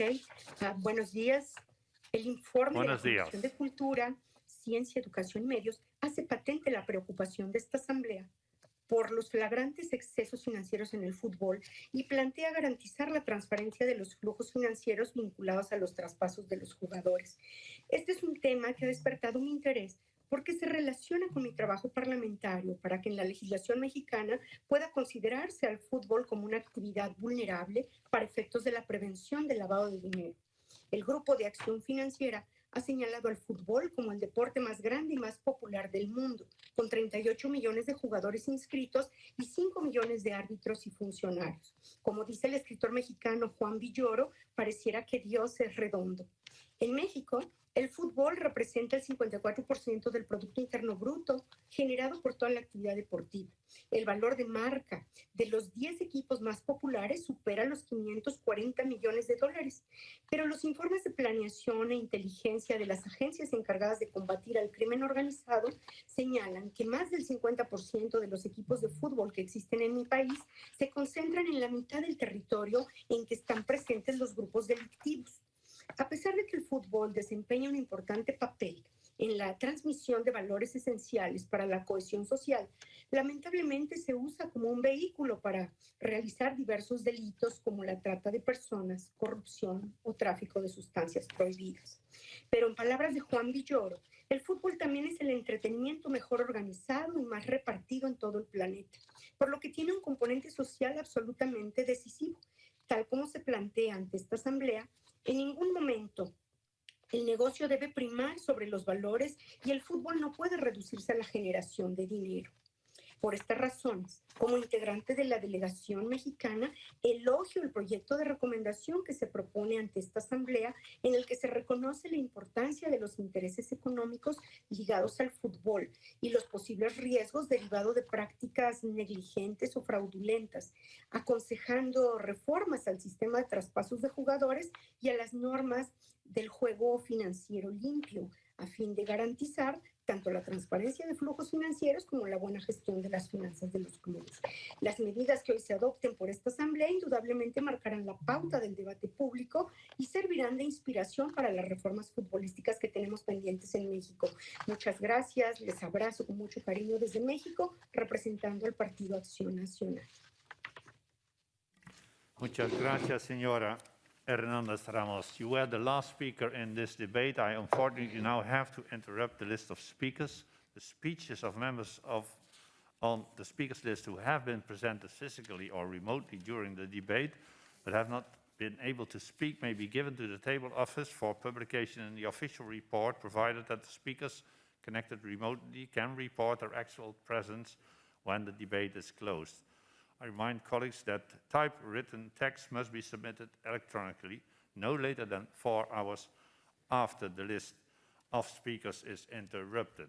Before giving Mr. Infantino the possibility to reply in the extra time of the match, I would inform the Assembly that I have decided that this ball will be available for every delegation in the Assembly who wants to play a game against another delegation, and preferably against a delegation with which it is at odds. It could help a bit. If Mr. Infantino agrees, then I give you the floor, and the extra time is 5 minutes max.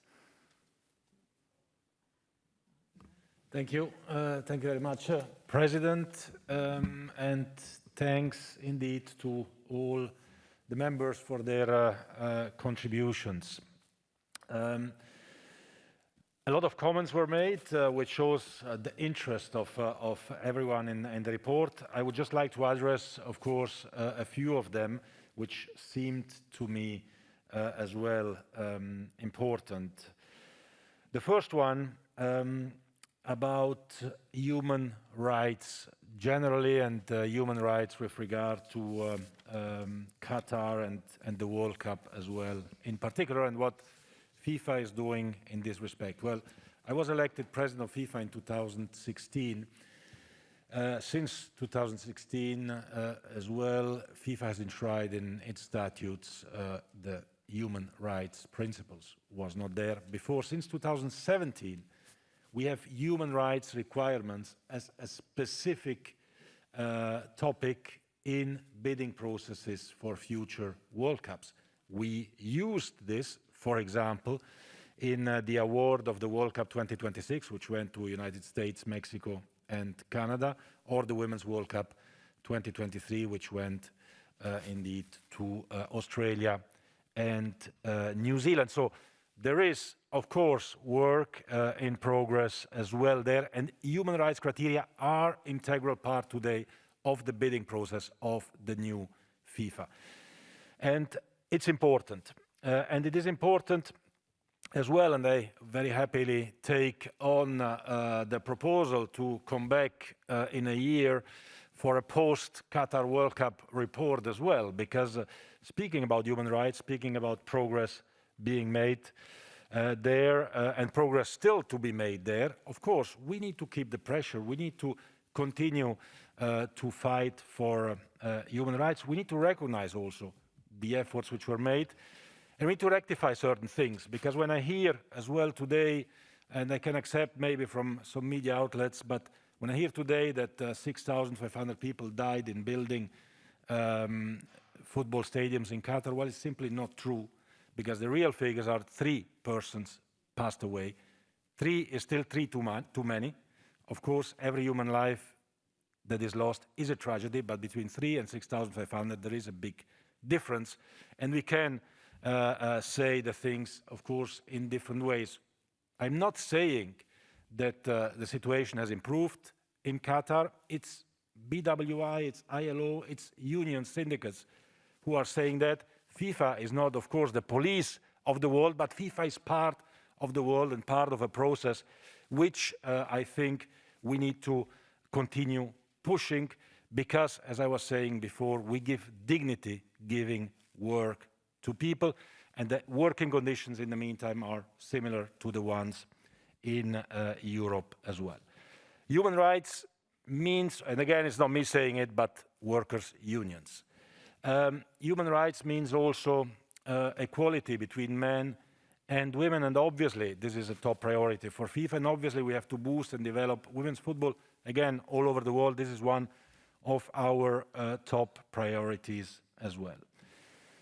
Speaking about FIFA more generally, governance, transparency, it's a new FIFA. Of course, we are not perfect by far, but we try to do our best. And when we speak in this respect about, for example, the World Cup every 2 years, or indeed the Super League in Europe, well, what I can say is that actually the World Cup, and President, you were speaking about viruses and whatever, the World Cup is actually the antidote to any closed breakaway league, because there is nothing more open, more inclusive, more non-discriminatory than a World Cup where the entire world participates and can participate, whereas a breakaway league of a few top teams is obviously something that we can not support, we can only object to. So we need to be open to Europe, we need to be open to the world in this respect, and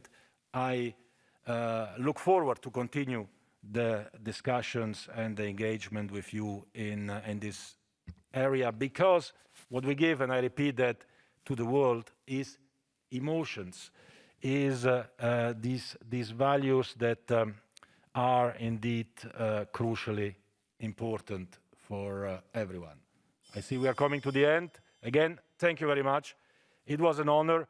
We are here to continue engaging with the Council of Europe and with all of you, and with your help together, I think we can contribute to give a bit of smiles to many boys and girls out there. Thank you very much. Thank you, President Infantino, for being with us, and also thanks to Mr. Arsene Wenger for listening carefully to what we have said here. We are looking forward to the post-Qatar report to be discussed over here. Thank you. Thanks again for being here. Now I give the final word to Lord Foulkes, the rapporteur, to reply in the debate. George, you have the floor.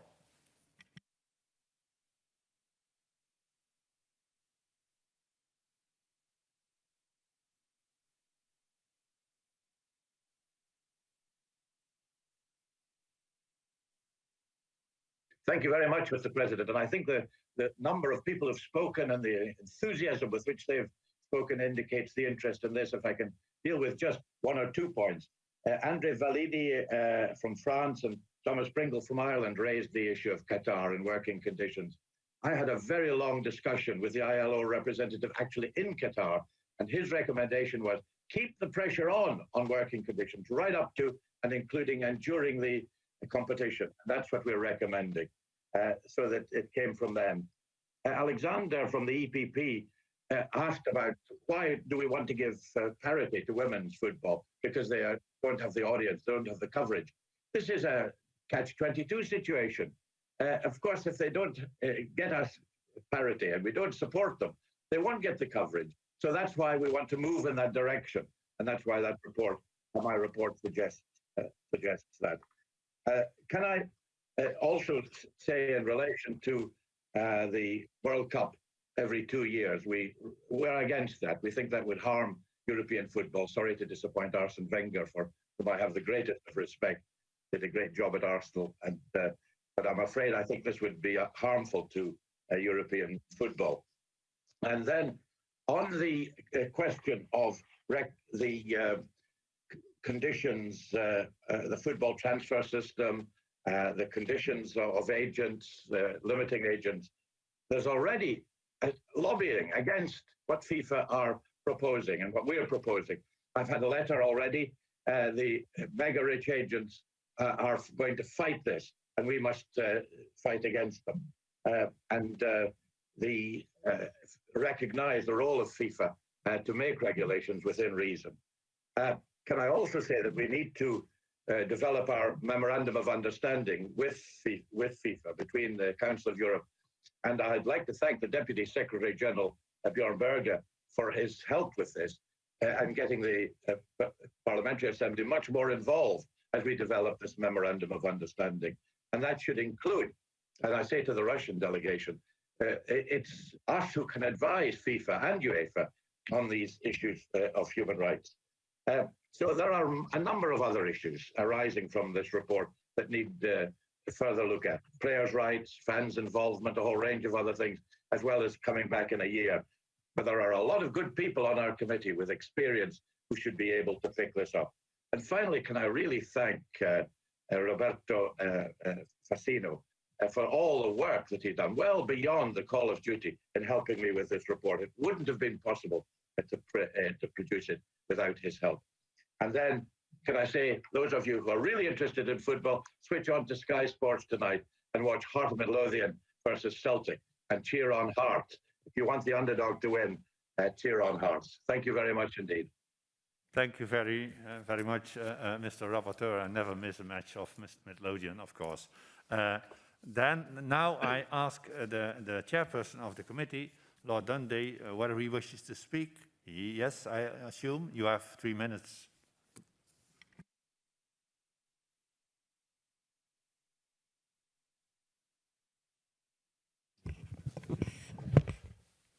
Well, thank you, Mr. President, and dear colleagues.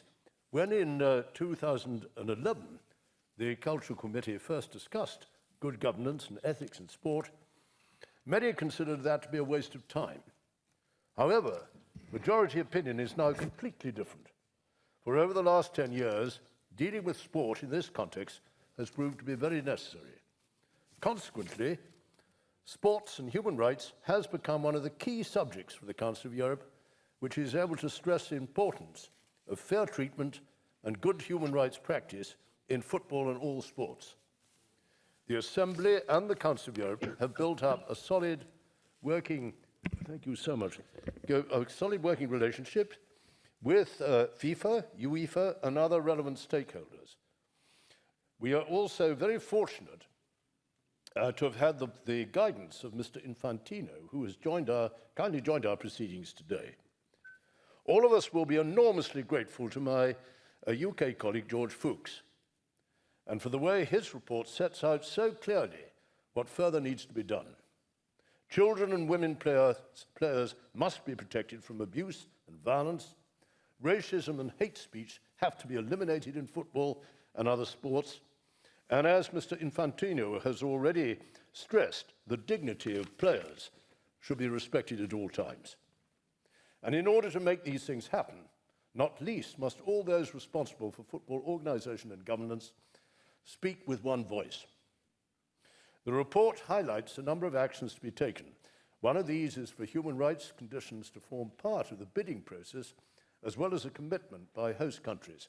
Another for combined efforts to establish the safe sports entity, which FIFA is already promoting. I'm sure that colleagues will agree that we should now all back the report's draft resolution and recommendations, then follow these up in our own national parliaments. Thank you very much. Thank you very much, Lord Dundee, for your last remarks. Now, dear colleagues, the Committee on Culture, Science and Education and Media has presented a draft resolution you find in document 15430, to which 2 amendments have been tabled. There is also a recommendation to which no amendments have been tabled. The amendments will be taken in order in which they appear in the compendium. I remind you that speeches on amendments are limited to 1 minute. I ask parliamentarians participating remotely to ask for the floor only when they have to support their own amendment or wish to speak against an amendment. I have been informed that the committee did not take a position on the 2 amendments and would like to apply Rule 67.4d, which means that the rapporteur will give his opinion on the amendments. Now I call for amendment number 1, Madam Kravchuk, to support amendment number 1. Madam Kravchuk, you have 1 minute.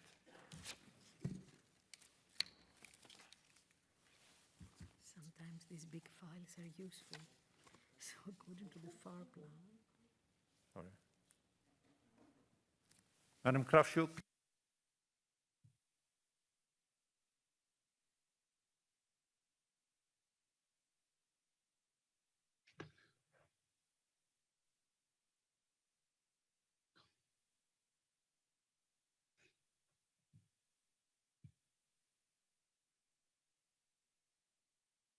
Madam Kravchuk, are you there to present amendment number 1?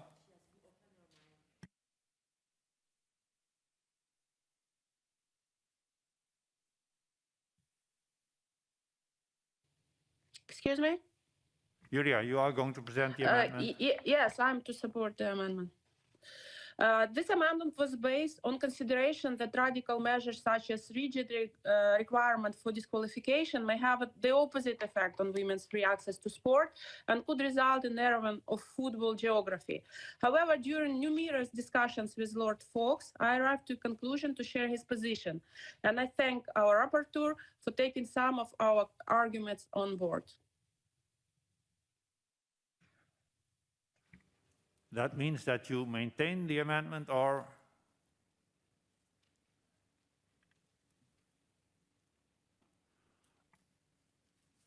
I assume so. Does anyone? Yeah, that means that I share the position of rapporteur, and he doesn't support the amendment in full, and partly considerations were implemented in the text of the report. Okay.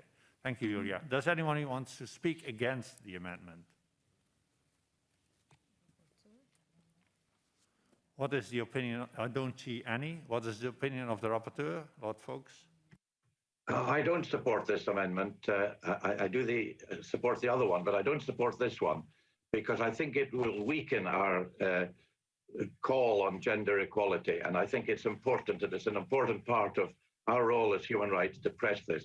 And as Julia said, we've had some discussion, and I've amended the report to take account of their concerns, but I think this amendment would not be helpful. Thank you very much, Mr. Rapporteur. I now shall put the amendment to the vote. The vote in the hemicycle and via remote voting is now open.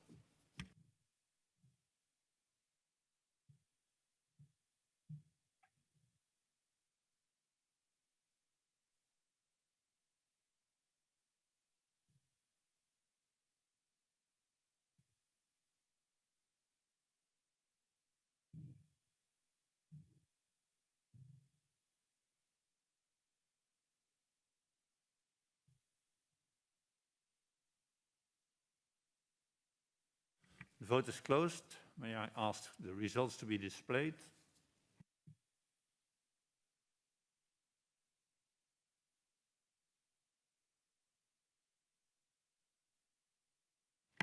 The amendment is not carried. We go to amendment number 2. I ask Madam Vasilenko to support amendment number 2. You have 1 minute.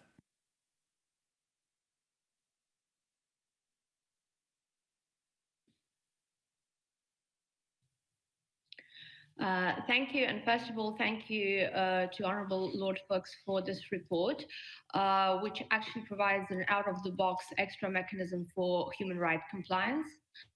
And the amendment in question actually intends to enforce the recommendations in this report even further and make sure that they are 100% implementable by providing an extra sanction, which could be applied to countries that systemically breach and violate human rights in the form of actually having the risk of these host countries losing their host status and having the football competition to be relocated to a different place should they fail to change their approach to their human rights obligations.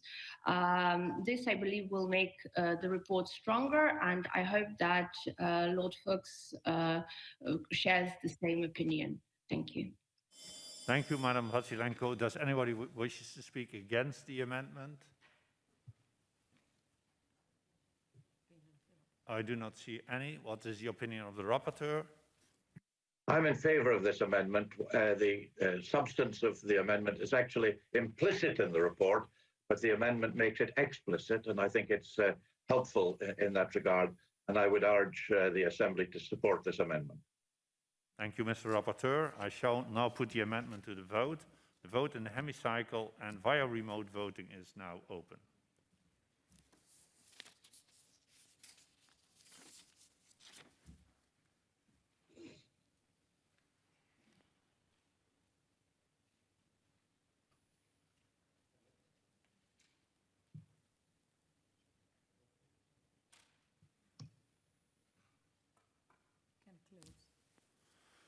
Vote is closed. I ask for the results to be displayed.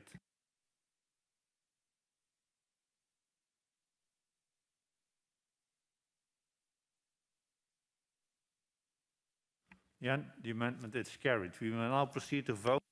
We will now proceed to vote on the draft resolution contained in document 15430 as amended. The vote in hemicycle and via remote voting is now open.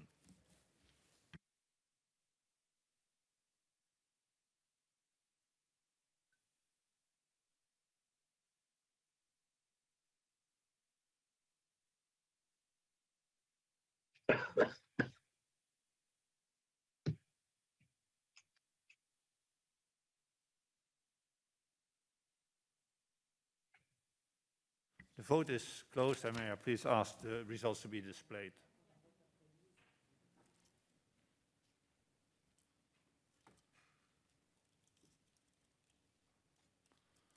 The resolution is carried.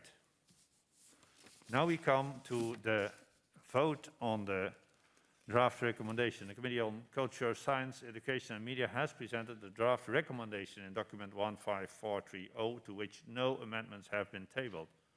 So we now will proceed to vote on the draft recommendation. The vote in the hemicycle and remotely is open.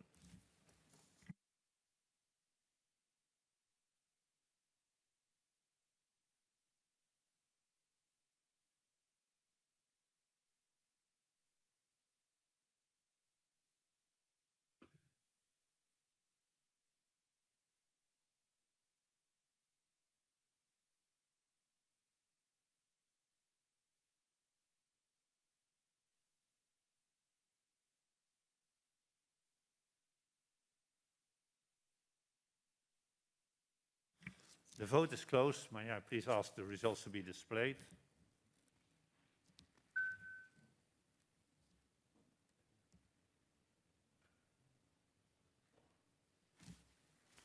The recommendation is carried with the demanded two-thirds majority. I congratulate the rapporteur for the result of this debate. Thank you very much. Thank you. This ends the first debate on sports of this morning. The next debate of the next item of business will be in this afternoon or no? We are ready now, yes. The next item of business is a debate on a report titled Sport Policies in Times of Crisis, in document 15426, presented by Mr. Carlos Alberto Gonzalez on behalf of the Committee on Culture, Science, Education and Media. We take some minutes. We take some minutes to get the rapporteur installed. Is here, and we change the presidency.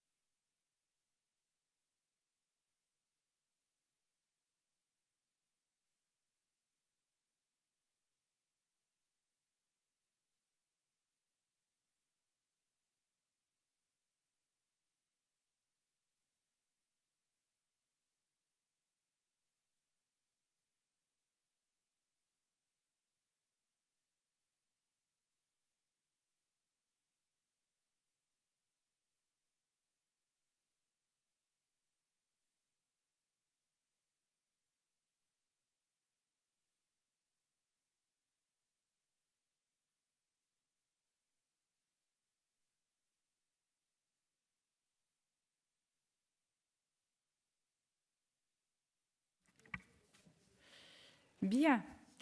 L'ordre du jour appelle la présentation et la discussion du rapport de M. Carlos Alberto Gonçalves au nom de la Commission de la Culture, de la Science, de l'Éducation et des Médias, intitulé « Politique du sport en temps de crise ». Je vous rappelle que nous devrons en avoir terminé avec l'examen de ce texte, vote inclus à 13 h. Nous devrons interrompre la liste des orateurs vers 12h30 afin de pouvoir entendre la réplique de la Commission et procéder au vote nécessaire. Le rapporteur dispose de 7 minutes pour la présentation de son rapport et de 3 minutes pour répondre aux orateurs à la fin de la discussion générale. La parole est à vous, Monsieur Gonçalves.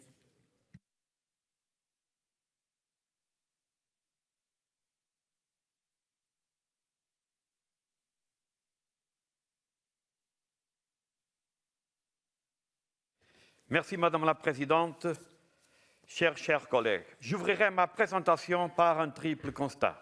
Premièrement, la crise provoquée par la pandémie de Covid-19 a mis terriblement à mal le monde du sport. Je me réfère non seulement au sport professionnel et aux grands acteurs du sport business, mais aussi et surtout à tous ces petits acteurs, y compris les bénévoles, qui rendent possible ce que nous appelons le sport de masse et aux personnes qui pratiquent du sport comme activité de loisir et de détente. Si l'impact économique de la pandémie sur le sport est bien perçu, l'impact sociétaire sur les groupes vulnérables l'est moins. La pandémie a eu un effet dévastateur sur le sport semi-professionnel et amateur, ainsi que sur l'activité physique et le bien-être des citoyens européens, et en particulier sur les groupes les plus défavorisés, mettant en lumière et même renforçant les inégalités socio-économiques préexistantes. Deuxièmement, les mesures adoptées par nos gouvernements ne me semblent pas tenir suffisamment compte du rôle social du sport. Le monde du sport, en mon opinion, ne reçoit pas une aide suffisante à se redresser rapidement. Cela est pour moi une erreur. Bien entendu, je suis parfaitement conscient des difficultés budgétaires que la pandémie a provoquées. Tous les secteurs, dont les secteurs stratégiques, nos sociétés ont été gravement impactés. Les moyens financiers disponibles, je le reconnais, sont limités et nos marges de manœuvre presque inexistantes. Je suis néanmoins convaincu qu'il est nécessaire de reconnaître une plus haute priorité aux politiques sportives. Et pour le dire avec les termes du Conseil de l'Europe, aux politiques visant le sport pour tous. Je pense que nous pouvons le faire en agissant de façon intelligente. Et je pense que nous devons le faire si nous voulons donner du sens à ce que nous affirmons dans le nouveau texte, la Charte européenne du sport révisée du Conseil de l'Europe, qui proclame que l'accès au sport pour tous est un droit fondamental et affirme que tout être humain a le droit inaliénable d'accéder au sport dans un environnement sain. Troisièmement, la crise engendrée par la pandémie a favorisé l'émergence de certains problèmes qui travaillent le mouvement sportif. Sans vouloir assumer des tons catastrophiques, je dirais que ces fondements sont remis en question. Et si l'on touche aux fondements pour les saper et pas pour les consolider, la conséquence est que le système tel que nous le connaissons risque bien sûr de s'effondrer. L'idée de lancer une Super Ligue européenne de football est l'exemple des tensions actuelles qui traversent le mouvement sportif. L'excellent rapport de mon collègue Lord Foulkes, dont nous venons de débattre, traite la question sur l'angle de la stabilité de l'écosystème du football, mais cet exemple montre bien la difficulté qu'il y a à défendre les valeurs de solidarité et d'inclusion dans le sport en général. Le mouvement sportif doit améliorer son fonctionnement et notre Assemblée n'a pas cessé d'appeler les grandes organisations sportives à revoir leur système de gouvernance. Mais il faut travailler ensemble pour rendre le système meilleur et certainement pas favoriser son effondrement. Ce triple constat a été la base de mon rapport. Il en donne en quelque sorte les clés de la lecture et la justification de nombreuses propositions concrètes que nous avançons dans le projet de résolution et j'en reprends quelques-unes. Une première piste de réflexion et d'action est celle d'une conception davantage holistique des politiques publiques. Il faut mettre en valeur les interconnexions du sport avec la santé, l'éducation, le tourisme, le développement des infrastructures, le petit commerce, entre autres. Il ne s'agit pas de dépenser plus, mais surtout de valoriser l'effet de levier que la promotion du sport peut avoir dans d'autres secteurs. C'est pourquoi nos gouvernements devraient inclure le sport dans les mécanismes et les plans de relance et de résilience et intégrer les mesures de soutien au sport dans les stratégies de développement économique et social durable, tout en assurant qu'une part équitable des ressources allouées au secteur sportif soutienne la relance du sport en masse. Nous proposons à cet égard une série de mesures très concrètes. Entre autres, développer les infrastructures sportives, favoriser l'accès des familles à faible revenu à la pratique des activités sportives, promouvoir les activités de sport santé, inciter les instances sportives à développer des offres adaptées aux divers publics, en visant aussi le développement du sport féminin, valoriser le sport et l'éducation physique dans le cadre des systèmes éducatifs. Une deuxième piste de réflexion et d'action est celle d'une collaboration accrue avec le mouvement sportif pour défendre une vision du sport comme bien public. Il faut renforcer la collaboration entre les autorités publiques et les organisations sportives pour créer les conditions qui encouragent de modes de vie actifs. Il faut aussi empêcher la montée en puissance d'un modèle commercial de sport-spectacle. Reconnaître l'importance du sport comme secteur d'économie européenne et globale ne doit pas nous amener à oublier son rôle social et de vecteur de valeur, voire à sacrifier la sauvegarde de ces valeurs à une pure logique de marché. Nous devons mettre en place un système où tous les acteurs puissent avoir leur juste place, avec pour objectif commun un sport sain, un sport propre, un sport accessible à tous, tant en termes de pratique que de spectacle. Entre la défense à outrance des positions de monopole qui peuvent paraître aujourd'hui peu justifiables et le dogmatisme de la libération du marché, comme si le sport était une marchandise comme les autres, je crois qu'il est possible de trouver des solutions plus équilibrées, plus efficaces et bien sûr des solutions plus justes. C'est dans cette optique que nous souhaitons appeler le Comité international olympique et les autres instances dirigeantes du sport international à assurer des processus décisionnels ouverts, participatifs et transparents, à renforcer la coordination dans la définition du calendrier des compétitions sportives internationales majeures en évitant de le surcharger. On a parlé tout à l'heure dans le rapport de Lord Foulkes. À lancer une vraie réflexion sur les mécanismes de solidarité financière entre sport de haut niveau et sport de masse, ainsi qu'entre les différents sports et à travers le monde, et à viser une répartition plus équilibrée des recettes liées à la vente des droits de diffusion, à étudier la mise en place de garanties financières et de mécanismes de compensation pour accroître la stabilité financière des comités nationaux olympiques et des fédérations sportives, et par exemple réfléchir à la création de fonds de réserve et de fonds de solidarité ou étudier la mise en place des mécanismes d'assurance collective, du moins de façon transitoire. Madame la Présidente, je m'arrête ici. J'ai entendu déjà la sonnette qui m'a dit que mon temps de parole est fini. Et je voudrais bien sûr entendre la réaction de mes collègues sur ces propositions. Merci. Merci, monsieur le rapporteur. Nous allons passer maintenant à la discussion générale. Je rappelle que la durée d'intervention est limitée à 3 minutes par orateur. La parole est maintenant à Madame Dallos pour le groupe du PPE. C'est à vous. Merci Madame la Présidente, Monsieur le rapporteur, cher Monsieur Concalves, chers collègues. Le monde du sport est très durement touché par la pandémie de Covid-19. Qu'il s'agisse des compétitions de haut niveau confrontées à des annulations ou à des reports, ou de la pratique du sport de masse, rendu impossible en raison des confinements ou de la mise en place des restrictions d'accès aux installations sportives. Les conséquences de ces bouleversements sont multiples. Toutes les catégories sont concernées. Les athlètes, particulièrement affectés, car ils ne peuvent plus s'entraîner correctement et ils voient leurs revenus menacés. Le grand public paie lui aussi un lourd tribut, car l'impossibilité de pratiquer une activité physique régulière a des conséquences non négligeables sur la santé physique, affaiblissement du système immunitaire, prise de poids, dégradation du sommeil, et sur la santé morale, augmentation du stress. Les familles à revenus modestes sont plus vulnérables, et la situation de ces enfants devient préoccupante du fait du manque d'activité physique.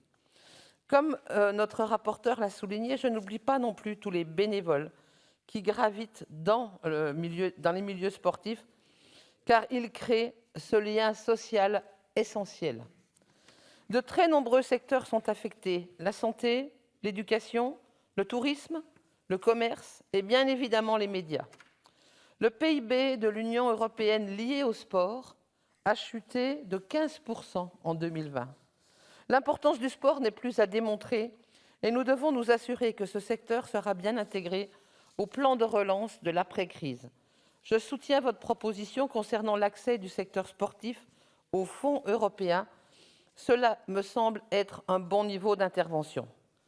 Je me réjouis du fait que la Charte européenne révisée du sport du Conseil de l'Europe proclame que l'accès au sport pour tous est un droit fondamental et que tout être humain a le droit inaliénable d'accéder au sport dans un environnement sain. J'incite, comme vous, tous les États membres du Conseil de l'Europe à ratifier la Convention de Saint-Denis qui préconise une approche intégrée en matière de sécurité, de sûreté et de service aux spectateurs dans le cadre des événements sportifs. Cela permettrait une reprise des championnats dans les meilleures conditions possibles. Les compétitions sportives sont une source de revenus importante et jouent un rôle prépondérant dans la relance du secteur. Elles ne doivent pas être entachées de suspicion. Comme vous, je pense que la Convention du Conseil de l'Europe sur la manipulation des compétitions sportives, dite Convention de Macolin, devrait être ratifiée par l'ensemble des États membres du Conseil de l'Europe. En conséquence, le groupe PPE votera la résolution soumise à notre approbation et je vous remercie et vous félicite pour votre travail. Merci. Merci, Madame Dalloz. Je donne maintenant la parole à Monsieur Goncharenko pour le groupe des conservateurs. C'est à vous. Thank you, Madam Chair. Thank you to Rapporteur for his great work and really important report. And I would like to speak about the fact that sport should be out of politics. That's extremely important today because we know historically that dictators, tyranns, they like to use sport to cover their crimes and to show their might. We know this starting from Adolf Hitler and finishing with Putin. We know that on August 8 of 2008, on the day of beginning of Summer Olympic Games, Putin started aggression against Georgia. Immediately after Winter Olympic Games 2014, on the last day of Olympic Games, he started aggression against Ukraine. Now we will have, in several days, we will have start of new Winter Olympic Games. And what we see now, 100,000 military troops on the borders of Ukraine, Russian troops ready to invade, and that's a huge challenge for the whole continent and even world. And again, he is trying to cover this by sport events, and that is very bad.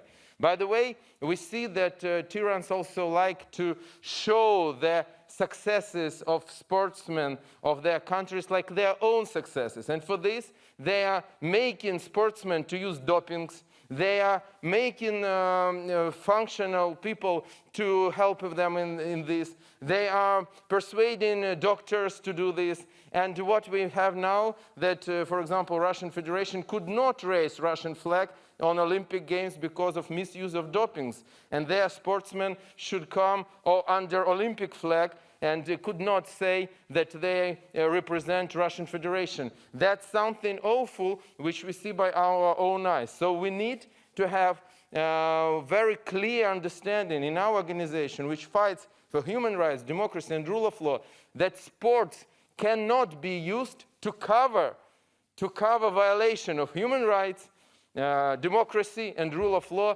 by different dictators all over the world. And we need to stop things like this. We need to speak about this clearly, and sport should be really pure. It should be about human health. It should be a way to fight xenophobia. It should be a way to find inequality in the world, but not be used by tyranns. So that's the topic I wanted to raise. And thanks again to Rapporteur. I'm sure that we need to speak about things like this because today they influence our life extremely. And sport is so huge and important part of life of millions of Europeans that we cannot just look at it and say, you can do there whatever you want. No, you cannot. Sport should be out of politics. Sport should be about really values and not about tyranns. Thank you very much. Merci, monsieur. Je donne maintenant la parole à monsieur Cagliari, j'espère que je prononce bien le nom, pour le groupe ALDE. Il est en ligne. Thank you, Madam Chair, and thank you to the rapporteur for his very good report and for his very passionate remarks. I welcome the recommitment within the report to the European Sport Charter of our Council, and in particular, the assertion that all human beings have an inalienable right of access to sport in a healthy environment. I endorse the rapporteur's views on sport being part of a holistic vision that is much more than one thing, and that governments must consider it as thus also. Many governments have outlined plans, including our own, to invest in sport at the levels outlined in the report. And I think, as I have said in relation to football, it would be useful for us to revisit this issue next year to see how those plans were implemented and to see the impact that they had. Sports in a post-pandemic phase, as we hopefully move into that, is under huge pressure. And the values of sports in terms of community involvement, of volunteer involvement, and of amateur involvement are under huge pressure. But let's be real, they were under this pressure before the pandemic too. And I think that we must ensure that in a post-pandemic environment, with a new view of life, that sport is crucial to that view.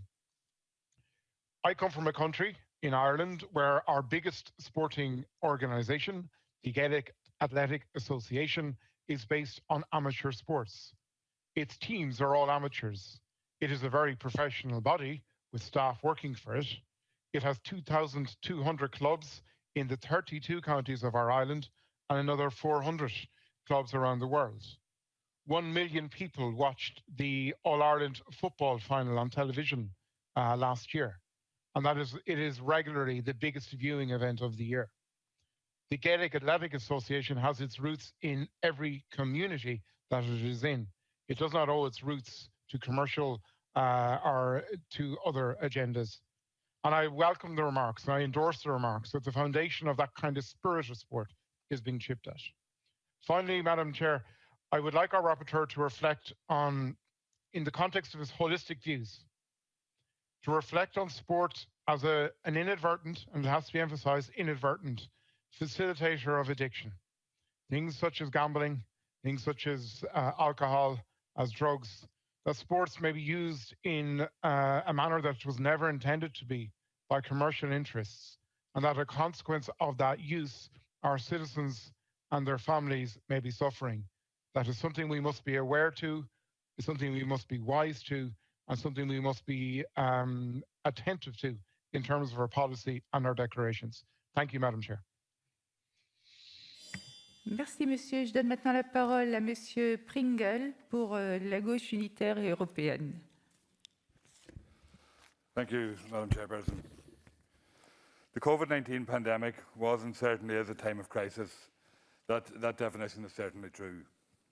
The value of sport, both high-level professional and grassroots level, cannot be underestimated at this time.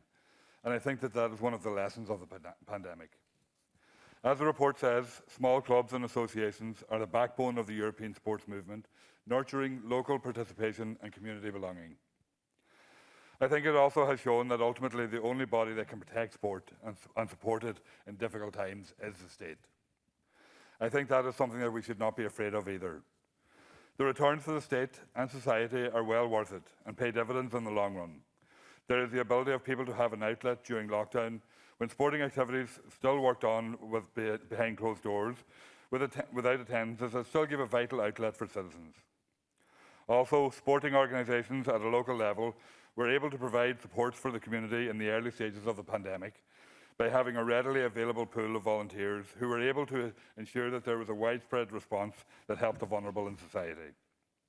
This should not be forgotten at this stage of the pandemic. We appear to be moving out of this pandemic, but there is a chance probably that it can happen again. Hopefully not, but who really knows? Funding for sports at a national level is critical, and given the large drop in sponsorship, 26% in Ireland, one of the highest in Europe, shows that we cannot rely fully on the private sector to support sporting organisations. So really the only viable option is the state. We need to devise ways to show that value for money has been achieved by supporting the sporting organisations.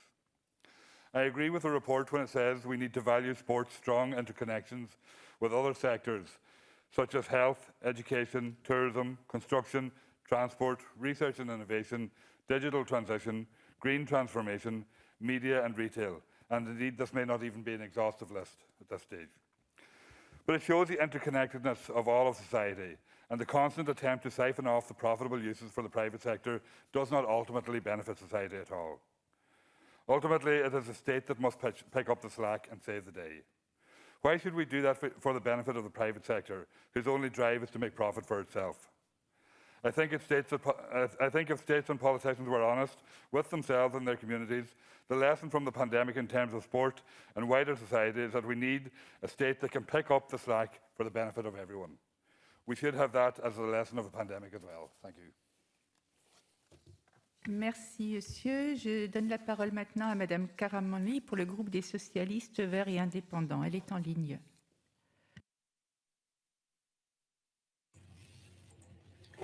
Oui, bonjour, bonjour Madame la Présidente, mes chers collègues. Je souhaite tout d'abord remercier notre collègue rapporteur pour ses propositions.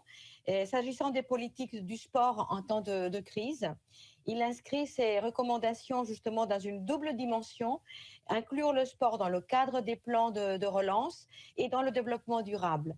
Au premier cas, la relance doit donc s'adresser au secteur sportif, tant industriel et de services qu'amateur et de loisirs, j'allais dire de plaisir. Et le rapport formule des demandes à l'égard du monde olympique pour harmoniser les mesures de protection des sportifs et du public en temps de compétition et de grandes réunions et aussi garantir un financement pérenne. Je ferai deux observations au nom de notre groupe. D'abord, des constats opérés. Une première observation est que le sport et activité physique participent à une politique de santé. Il contribue à une politique de prévention de la santé en luttant contre la sédentarité que la pandémie elle-même a encouragée. Et à ce titre, ils ne doivent pas être conçus comme des éléments extérieurs d'une politique en faveur de santé, mais en être des pivots. De plus, ils contribuent aux relations sociales par l'implication personnelle et physique qu'ils requièrent et les interactions humaines auxquelles ils incitent. Et à ce titre, les activités extérieures simples comme la marche, le vélo ont connu un développement sans précédent. De nouvelles donc catégories de personnes, femmes et jeunes, notamment, les ont pratiqués. Il convient donc de prendre en compte ces changements, les espaces urbains qui doivent mieux prendre en compte les besoins, des aménagements qui doivent être réalisés accessibles au plus grand nombre et notamment dans les quartiers populaires, un suivi des investissements faits et un indicateur de l'amélioration de la santé lié ou corrélé en tout cas devrait pouvoir être imaginé et mis en œuvre donnant à voir le progrès et les encourager. Et la deuxième observation est que si l'accès au sport et à l'activité physique du plus grand nombre est un enjeu de société pendant et hors crise, il ne suffit pas à lui-même pour s'imposer à toutes et tous. La pandémie a pu faire naître chez bon nombre de personnes une réticence, une démotivation, donc il faut aider les acteurs, écoles, clubs, à tout niveau, éducateurs, bénévoles, universités, collectivités, par la formation et la recherche du haut niveau, à développer des capacités, des actions et des ressources pour faire aimer l'activité physique. Enfin, certains pays européens ont mis au point des modèles et des bonnes pratiques qui peuvent servir d'études de cas avec d'importants mécanismes de consultation dans le cadre desquels les enfants et les jeunes participent activement à la planification et à la mise en œuvre des programmes qui les concernent. Voilà ce que je voulais rappeler au nom de notre groupe qui soutient fortement donc ce rapport et je tenais à présenter les félicitations d'ores et déjà. Merci. Merci Madame Karamanli. On va continuer la liste des orateurs. Alors je tiens à dire que les trois prochains sont en ligne s'ils veulent bien déjà se préparer. Nous allons appeler Monsieur Griffiths, mais j'aimerais que Madame Elland et Monsieur Kern soient déjà prêts pour ne pas perdre de temps. Monsieur Griffiths, c'est à vous. Thank you very much indeed, Chair. We are grateful indeed for the hard work that's brought this report to our attention. Sport is indeed a factor for human development and personal and collective well-being, as well as for social development and economic growth. Money has radically changed the aura and atmosphere of sport during my lifetime. Its driving forces now are often profit, prestige, and a cult of celebrity. This leaves sport with a dangerous underside, which harbors inequality, abuse, prejudice, and violence. And in a body like this, we must surely give our attention to these factors.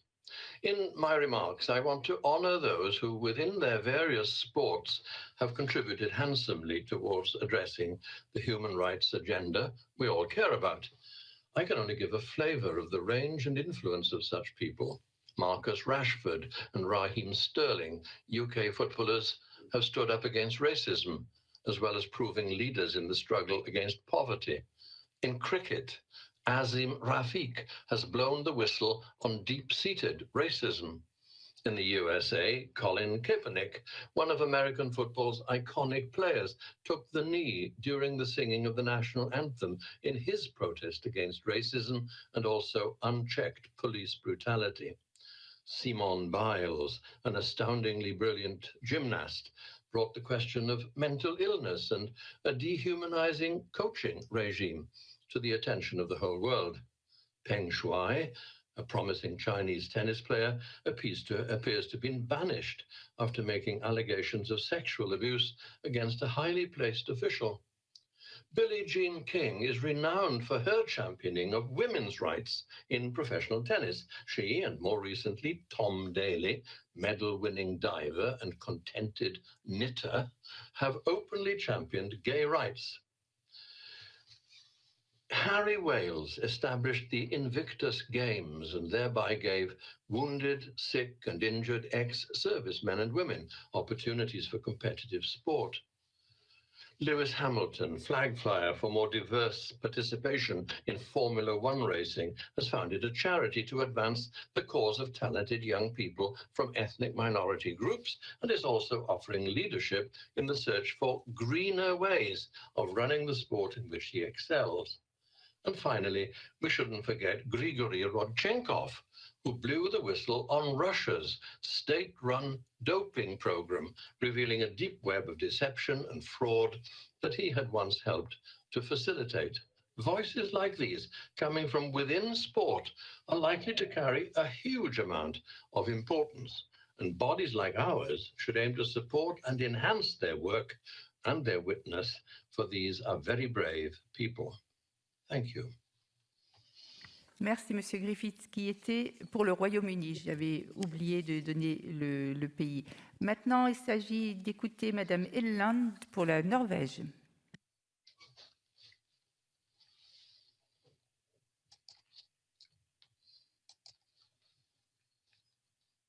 Le micro. An important report. He points to important challenges that needs to be addressed within international sport. I fully concur with his observations and conclusions. While fully respecting that anti-doping was not included in this report, I nevertheless would like to take this opportunity to talk about this important matter. Doping is still one of the major threats to our sporting values. Fair play and clean sport is crucial to the integrity of sport and sport competitions. Over the last few years, we have witnessed considerable challenges and threats to the integrity of sports. We need to stand united in a global fight against doping. The anti-doping effort from the Parliamentary Assembly should be based on the principles of independence, separation of power, and providing a transparent and accountable sport, done with respect for human rights and the rule of law. When the pandemic hit hard in March 2020, the anti-doping work was paralyzed. Very few tests were carried out, and many asked whether it was easier not than ever before to attack the integrity of sport. It's good that the overall anti-doping efforts have advanced a bit from before, but statistics still show a significant decrease in the number of doping tests worldwide. And this worries me, President. In the future, public authorities and NATOs must have a contingency plan on how to deal with such crisis. We need to have the right tools to protect clean athletes, also in a pandemic. That is sport integrity. The biggest problem in sports, even during crisis, is doping. And because of this, it needs to be on our agenda. I therefore, Madam President, would like that the committee working on sports, the Culture Committee, ask the experts in the World Anti-Doping Agency to give a briefing and an update on the current situation, not only data and number of tests, but also on how the pandemic has affected anti-doping efforts and on what we need to do in the future to strengthen our efforts towards clean sports and the fight against doping. Thank you. Merci, Madame. Et Monsieur Kern de France, c'est à vous. Merci, Madame la Présidente. Mes chers collègues, je remercie notre rapporteur Carlos Alberto Gonçalves pour son analyse très précise des enjeux relatifs aux politiques du sport en temps de crise. J'y suis d'autant plus sensible que j'ai été au Sénat français le rapporteur des projets de loi relatifs à l'organisation des Jeux olympiques et paralympiques 2024 et que je me suis souvent exprimé sur les valeurs sportives et l'accès à la pratique sportive. Le rapport de notre collègue souligne à juste titre les enjeux généraux et les mécanismes internationaux qui contribuent à une pratique intègre du sport. Je veux relayer ici son appel à la promotion, la ratification et la mise en œuvre effective des principes contenus dans 3 conventions du Conseil de l'Europe particulièrement importantes à cet égard. La Charte européenne du sport révisée, la Convention de Saint-Denis sur une approche intégrée de la sécurité, de la sûreté et des services lors des matchs de football et autres manifestations sportives, et enfin la Convention de Macolin sur la manipulation des compétitions sportives. J'adhère également pleinement à la nécessité de mettre en place un soutien financier et des politiques adaptées au développement de la pratique sportive pour le plus grand nombre. Je suis notamment beaucoup intervenu au Sénat sur ce sujet et je veux vous informer que le Sénat vient d'adopter la semaine dernière une proposition de loi après l'Assemblée nationale visant à démocratiser le sport en France. Faute d'action du gouvernement, c'est le Parlement qui s'est saisi de la question en lien avec les représentants du mouvement sportif. Nous avons tout particulièrement veillé au Sénat à introduire des dispositions visant à développer le sport à l'école, à mieux valoriser l'engagement sportif à l'université ou encore à renforcer le sport santé. Au-delà de l'action menée à l'échelon national, je veux enfin souligner l'enjeu que représentent les politiques territoriales du sport menées par les collectivités territoriales. Dans un rapport assez récent, j'ai insisté sur l'importance d'une gouvernance partenariale entre l'État et les collectivités territoriales, mais aussi sur la nécessité de respecter les pratiques locales. Enfin, l'enjeu des ressources est majeur. Je souscris au vœu exprimé par notre collègue qu'au-delà des moyens publics, le mouvement sportif de haut niveau qui bénéficie parfois, dans certains sports, de moyens considérables liés aux droits sportifs et aux produits dérivés puisse faire preuve de solidarité en vue de permettre l'accès au sport au plus grand nombre. C'est un beau défi de société et je voterai donc la résolution qui nous est présentée. Merci pour votre attention. Merci, Monsieur Kern. Nous terminons la liste avec Madame Bayer d'Autriche.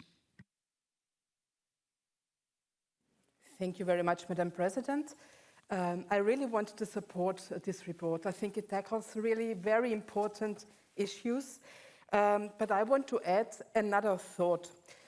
The crises we all witness are manifold. It's the pandemic, the climate crisis, it's a crisis of democracy, of rule of law, of uneven distribution of wealth, and I would like to add another one, which is the growing intolerance and disrespect is another crisis we are facing, the dislike of the unlike, the it's growing in a rapid way, and the othering, to see people as the others, is spreading.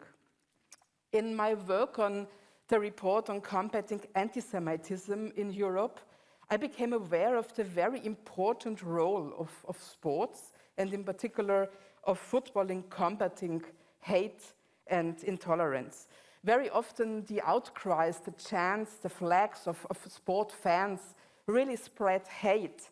They are racist, fuel prejudices, and feed hate.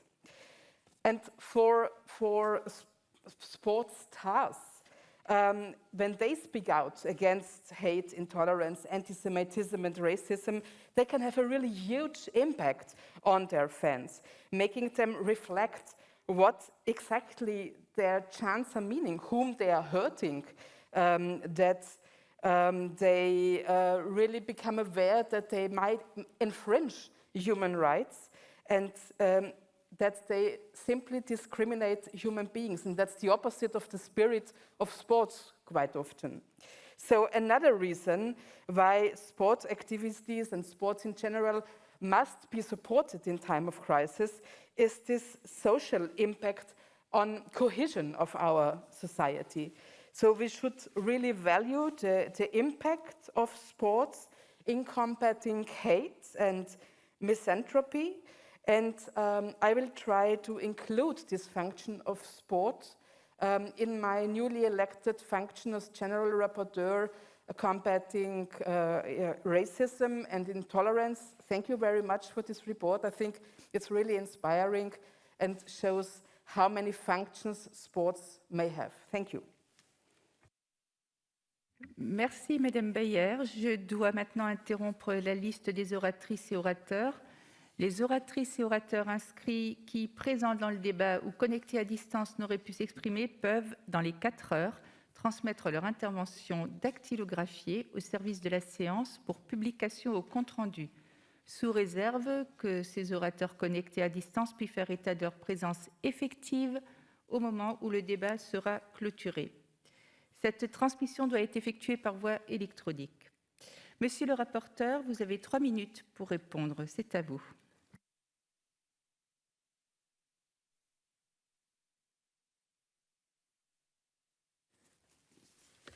Merci Madame la Présidente. Je vais appeler à mon esprit de synthèse, mais il y a beaucoup de questions, des questions pertinentes, et je voulais bien sûr remercier mes collègues pour les questions, pour les propositions, les suggestions, les commentaires, et dire que le sport est réellement un secteur fondamental, et c'est pour ça qu'un des thèmes qui est transversal à tout notre débat, c'est cette charte européenne du sport qui prévoit comme droit fondamental le sport pour tous. Donc je pense que c'est quelque chose de transversal à tous les débats. On vit des événements nouveaux, au moins pour nos générations, des moments très difficiles, des crises, des conséquences à divers niveaux pour nos sociétés. Et bien sûr, il y a un impact énorme aussi sur le sport, un secteur qui est aussi transversal dans nos sociétés. Il y a un rôle économique qui a été déjà ici cité par une collègue, mais c'est vrai que moi, dans ce rapport, j'ai voulu surtout souligner le rôle sur le plan social, parce que le sport favorise l'inclusion, l'intégration et la cohésion sociale. Il est promoteur de valeurs comme la solidarité, les styles de vie sains, on en a parlé pendant ce débat, et l'éducation, et moi j'appelle souvent une école de vie. On parlait, notre collègue qui est intervenu un dernier, les questions d'inégalité, des différences. Le sport, c'est un bon exemple où souvent ces inégalités et ces différences s'estompent. Disons par exemple, quand on voit les sélections nationales de mon pays, vous regarderez, si vous voyez, dans toutes les modalités, il y a des joueurs qui, bon, peut-être ils sont portugais de nationalité, mais ils ont plusieurs origines, ils sont croyants de diverses religions, et ça n'empêche qu'ils sont là pour défendre un pays. Et donc c'est l'exemple que le sport peut intégrer tout le monde, il y a la capacité de le faire, et c'est un exemple. Et c'est pour cela que cette pandémie qui a laissé les gens à la maison n'a pas permis que, surtout, les inégalités n'y diminuent, elles ont sincèrement augmenté. C'est vrai que ce rapport pense bien sûr au redressement financier, à la solidarité financière qui me paraît très importante. Le sport de haut niveau, qui aujourd'hui a beaucoup d'argent autour du sport, doit aider le sport des petites collectivités, des petits clubs. Et nous savons que dans les quartiers les plus difficiles, c'est comme ça. On a parlé ici de la Convention Macolin, on a parlé aussi de la Convention Saint-Denis, on a parlé, je l'ai déjà dit, de la Charte européenne du sport, et on voit qu'ici, au Conseil de l'Europe, on a quand même fait un travail important, un travail qui est reconnu pour que ce secteur soit vraiment reconnu. Nous savons que le sport, donc, comme j'ai dit, c'est une fabrique de capital social et donc sincèrement important pour la qualité de vie. Et je pense qu'on a eu une matinée à l'Assemblée parlementaire du Conseil d'Europe, non seulement qui dignifie ce secteur, mais surtout qui dignifie cette Chambre. Ainsi, j'espère le soutien de nos collègues et au moment du vote du projet de résolution et puis au sein de nos parlements nationaux respectifs, il faudra aussi faire notre travail et prendre en compte ce qu'on va approuver aujourd'hui. Encore une fois, merci Madame la Présidente et à tous les collègues qui sont dans la Chambre et en ligne. Merci. Merci. Monsieur le Président de la Commission, vous voulez ajouter quelque chose? C'est à vous.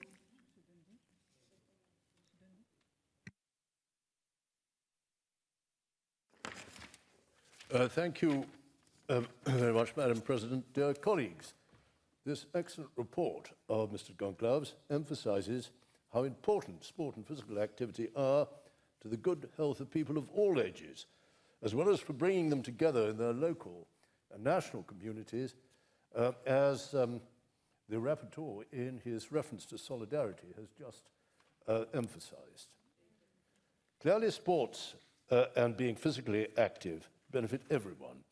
Both should be encouraged by all those in a position to do so, whether they be public authorities, parliamentarians, or sports organisations themselves. However, public authorities and sports organisations ought to work together more than they probably do, advertising the advantages of health exercise, enabling more options if possible, providing better incentives if necessary. Different areas should also compare notes more than they do in order to find out to mutual advantage what works best in a variety of different communities to achieve a greater number of people playing sports and taking proper exercise. Paradoxically, the recent COVID difficulties may even assist more sport and exercise, since a determined resolve now to study properly what works best, not least taking into account newly developed facilities, can pave the way towards a significantly better uptake when restrictions come to be removed later on, and significantly better than it might have been before COVID-19. The draft resolutions draw our attention to several important points.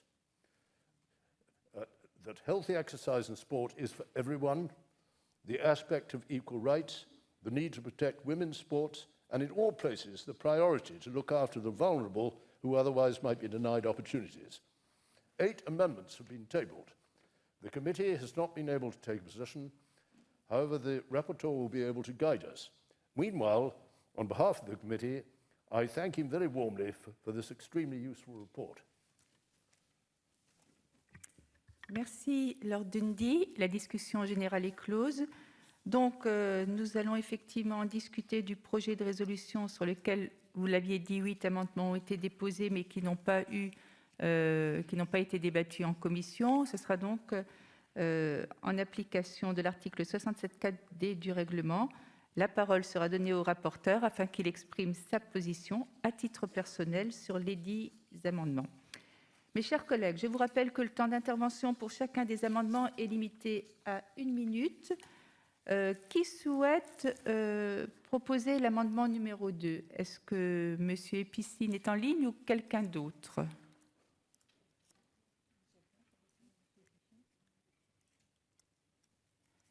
Il n'est pas en ligne? Si, il est en ligne. C'est à vous, M. Epicine, 1 minute pour l'amendement numéro 2.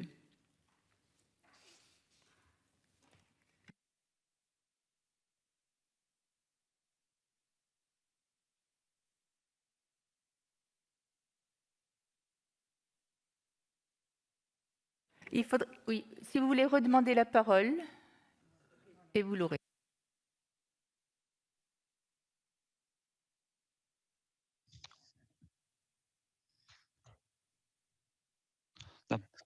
Да, спасибо, госпожа председательствующая. Данная поправка. В международных документах доступ к спорту не упоминается в числе прав человека. Поэтому мы просим поддержать данную поправку.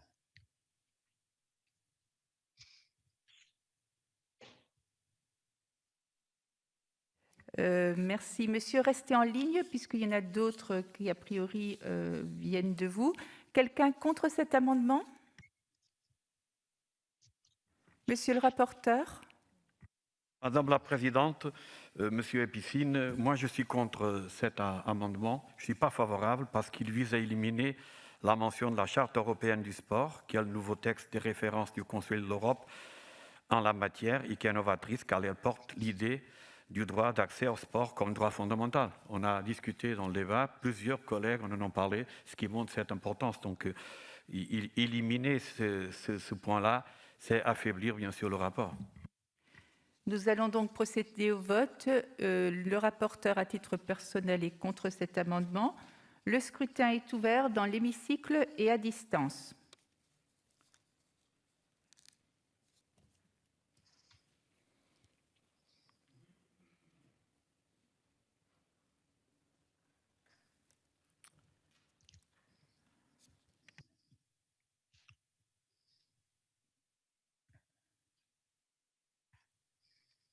Успеваете? 3 кнопки.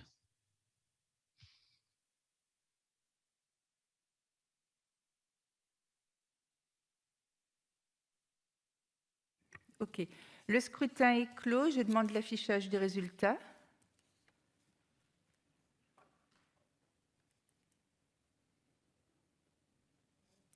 L'amendement numéro 2 a été rejeté. L'amendement numéro 3, Monsieur Epicine.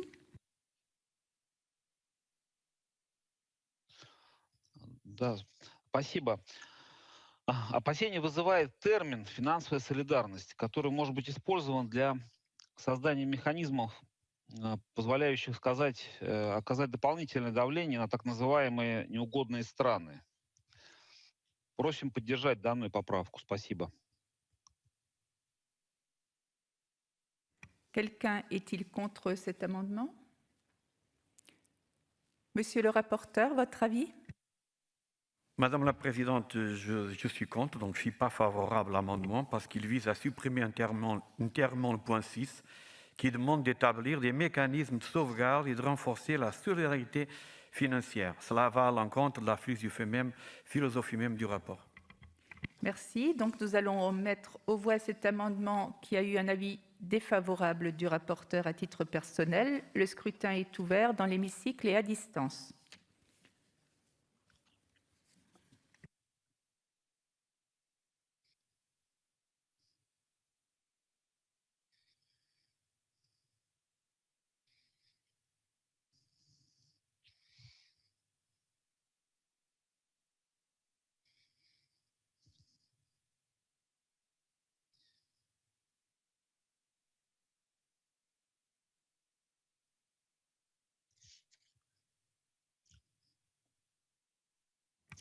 Le scrutin est clos. Je demande l'affichage des résultats.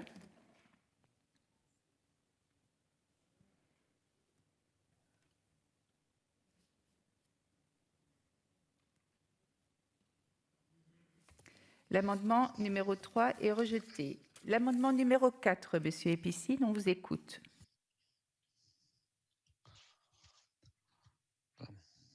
Спасибо. Сама идея подключения болельщиков и их ассоциаций к процессу принятия решений в сфере спорта представляется очень спорной. Просим поддержать данную поправку. Спасибо. Merci, monsieur. Quelqu'un est-il contre? Monsieur le rapporteur, votre avis? Présidente, je suis contre parce que cet amendement, il vise à annoncer que le point 9 donc, de mon rapport qui prône la participation des supporters et des sportifs au processus de décision en ajoutant, selon les cas et conformément à la législation nationale. La nuance proposée, de facto, ôte toute force à l'affirmation, car tout revient à chaque État. Et cette question de la participation des supporters, c'est un thème qui a été, même dans le débat qui a précédé le nôtre. Merci. Merci, monsieur le rapporteur. Nous allons procéder au vote sur l'amendement numéro 4, qui a eu un avis défavorable à titre personnel du rapporteur. Le scrutin est ouvert dans l'hémicycle et à distance.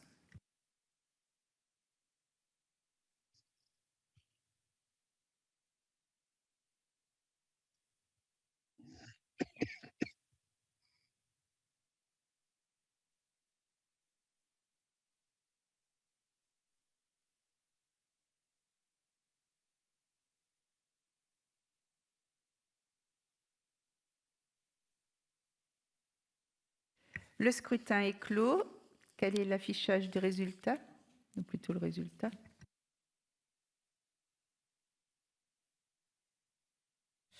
L'amendement numéro 4 a été rejeté. L'amendement numéro 5, Monsieur Epicine, c'est à vous. Спасибо.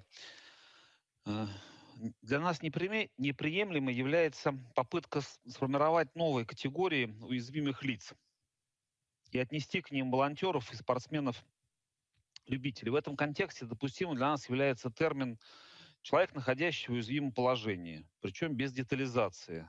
Мне кажется, так будет более правильно. Спасибо. Просим поддержать. Merci, monsieur. Y a-t-il quelqu'un qui est contre? Monsieur le rapporteur, votre avis?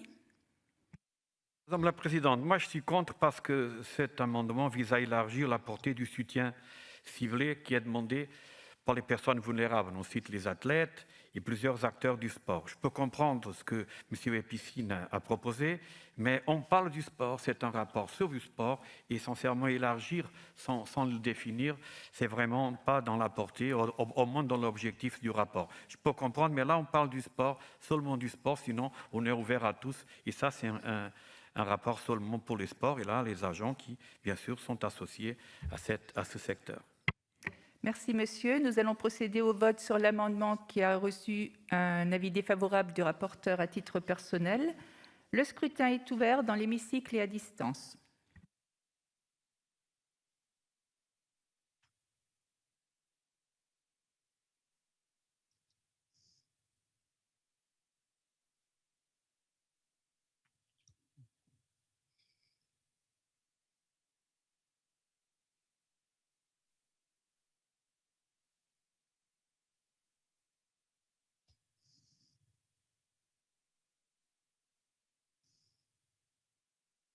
Le scrutin est clos. Je demande l'affichage des résultats.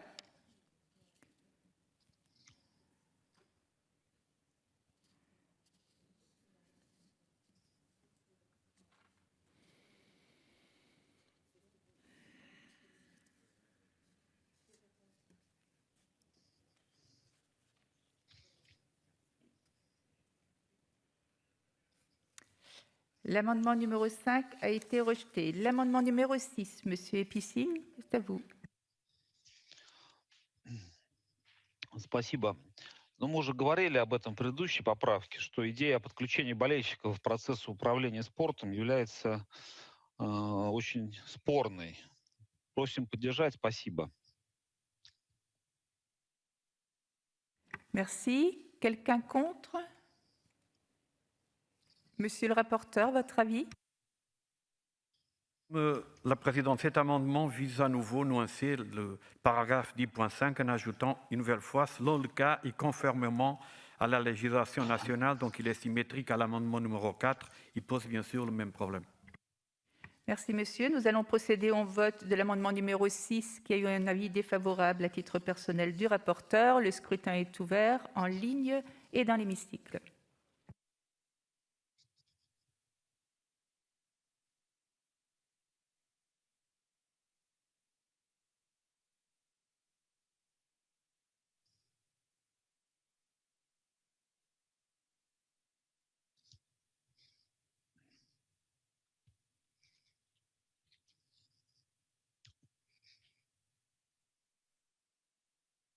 Le scrutin est clos. Je demande l'affichage des résultats.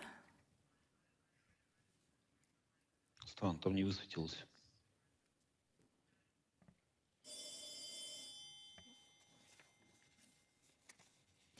L'amendement numéro 6 a été rejeté. L'amendement numéro 7, monsieur Epicine, est à vous. Спасибо. Вот в данном случае мы, ну, как у нас вызывает недоумение излишняя сосредоточенность на документах, структурах и механизмах Европейского Союза. Как вы знаете, что у нас организация более широко представлена, поэтому просим поддержать нашу поправку. Спасибо. Merci. Quelqu'un est-il contre? Monsieur le rapporteur, votre avis?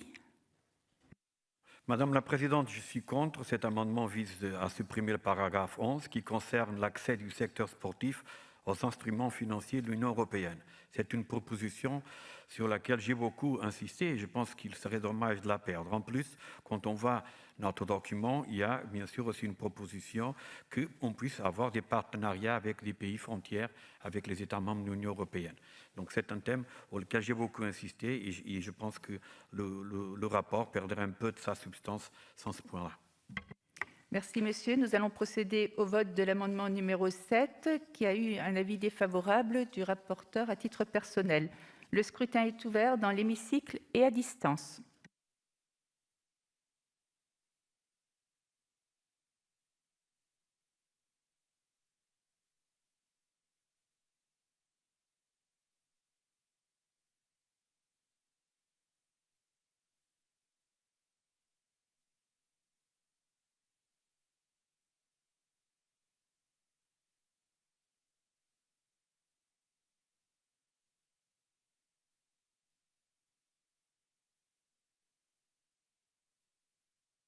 Le scrutin est clos. Je demande l'affichage du résultat.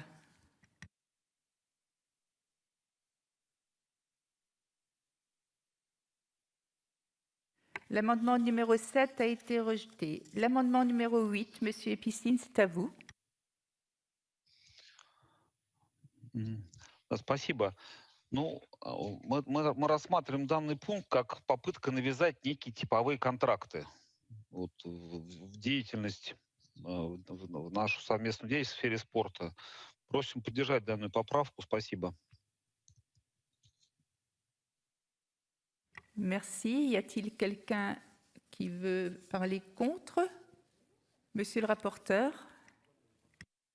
Présidente, mon avis, je suis contre parce que ce amendement vise à supprimer le paragraphe point 12.4 qui invite à réétudier les contrats modèles, donc par exemple ceux avec les villes hautes et autres sites pour l'organisation des grandes compétitions internationales pour mieux couvrir les risques liés à la pandémie. Je pense que c'est un point important aussi de ce rapport et pour ça mon avis est défavorable. Merci, monsieur. Nous allons procéder au vote sur l'amendement numéro 8 qui a eu un avis défavorable de monsieur le rapporteur à titre personnel. Le scrutin est ouvert dans l'hémicycle et à distance.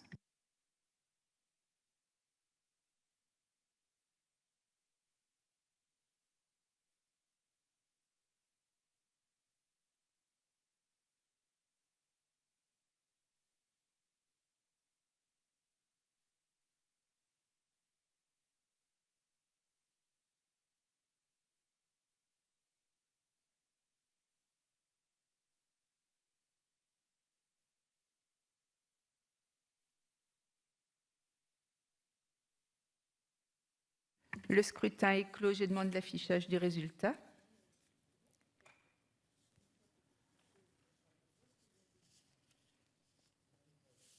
L'amendement numéro 8 a été rejeté. Dernier amendement, l'amendement numéro 1. La parole est à Madame Svetlana Jourova pour soutenir cet amendement. Vous êtes en ligne. Je vous écoute.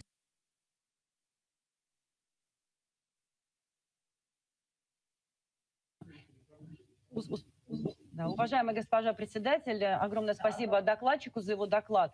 Я хотела бы поддержать пункт 12, но добавить туда буквально одну поправку, касающуюся, сейчас ее озвучу, стремится обеспечить полноценное участие в международных соревнованиях спортсменов, привитых вакцинами против пандемии, которые доступны и признаны в их странах. Объясню. Дело в том, что наши спортсмены зачастую сталкиваются с тем, что если прививка не признана в какой-то стране, то его сажают на карантин даже при наличии отрицательного ПЦР-теста. Он теряет спортивную форму, выходит из тренинга и, возможно, его допустят до соревнований. Но, кстати, не всегда так бывает. Мы знаем, что были сложности с Джоковичем в Австралии, поэтому есть пожелание, чтобы вот такой пункт был, чтобы страны более ответственно отнеслись к этому, чтобы не задерживали спортсменов, если у них есть прививка уже в наличии, но она не признана на территории другой страны. Хотя бы начнем со спортсменов. Это нарушение их прав, поэтому защитим права спортсменов на то, чтобы они имели равные возможности для участия в турнире и подготовки к ним.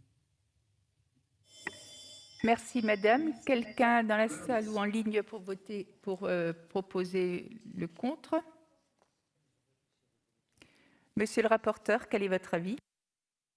Madame la Présidente, mon avis, c'est un avis favorable. Je pense que la proposition d'amendement de Mme Zorova, aujourd'hui, c'est un thème important, d'actualité. C'est une question qui nous a été portée. Donc, je pense que c'est intéressant d'introduire son amendement dans ce rapport. Merci, Monsieur le rapporteur. Nous allons procéder au vote sur l'amendement numéro 1 qui a eu un avis favorable du rapporteur à titre personnel. Le scrutin est ouvert dans l'hémicycle et à distance.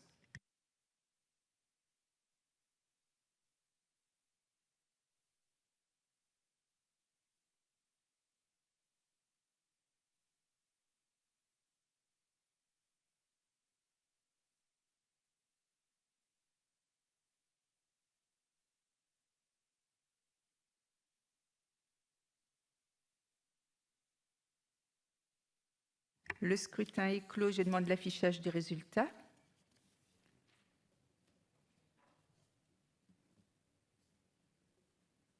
L'amendement numéro 1 a été accepté. Nous en avons fini avec les amendements. Nous allons procéder au vote sur le projet de résolution contenu dans le document 15-426, ainsi amendé. Une majorité simple est requise. Le scrutin est ouvert dans l'hémicycle et à distance.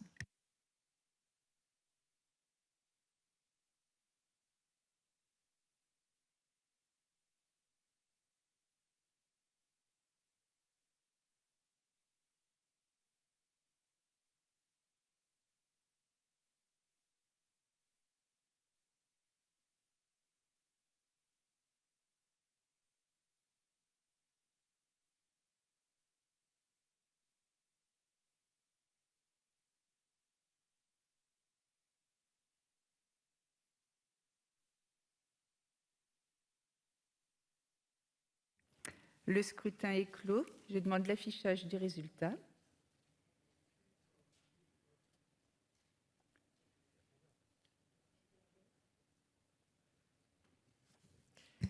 Le projet de résolution a été adopté. Je vous remercie. Je vous souhaite un bon appétit. La prochaine séance publique aura lieu cet après-midi à 15h30, conformément à l'ordre du jour de la présente partie de session. La séance est levée.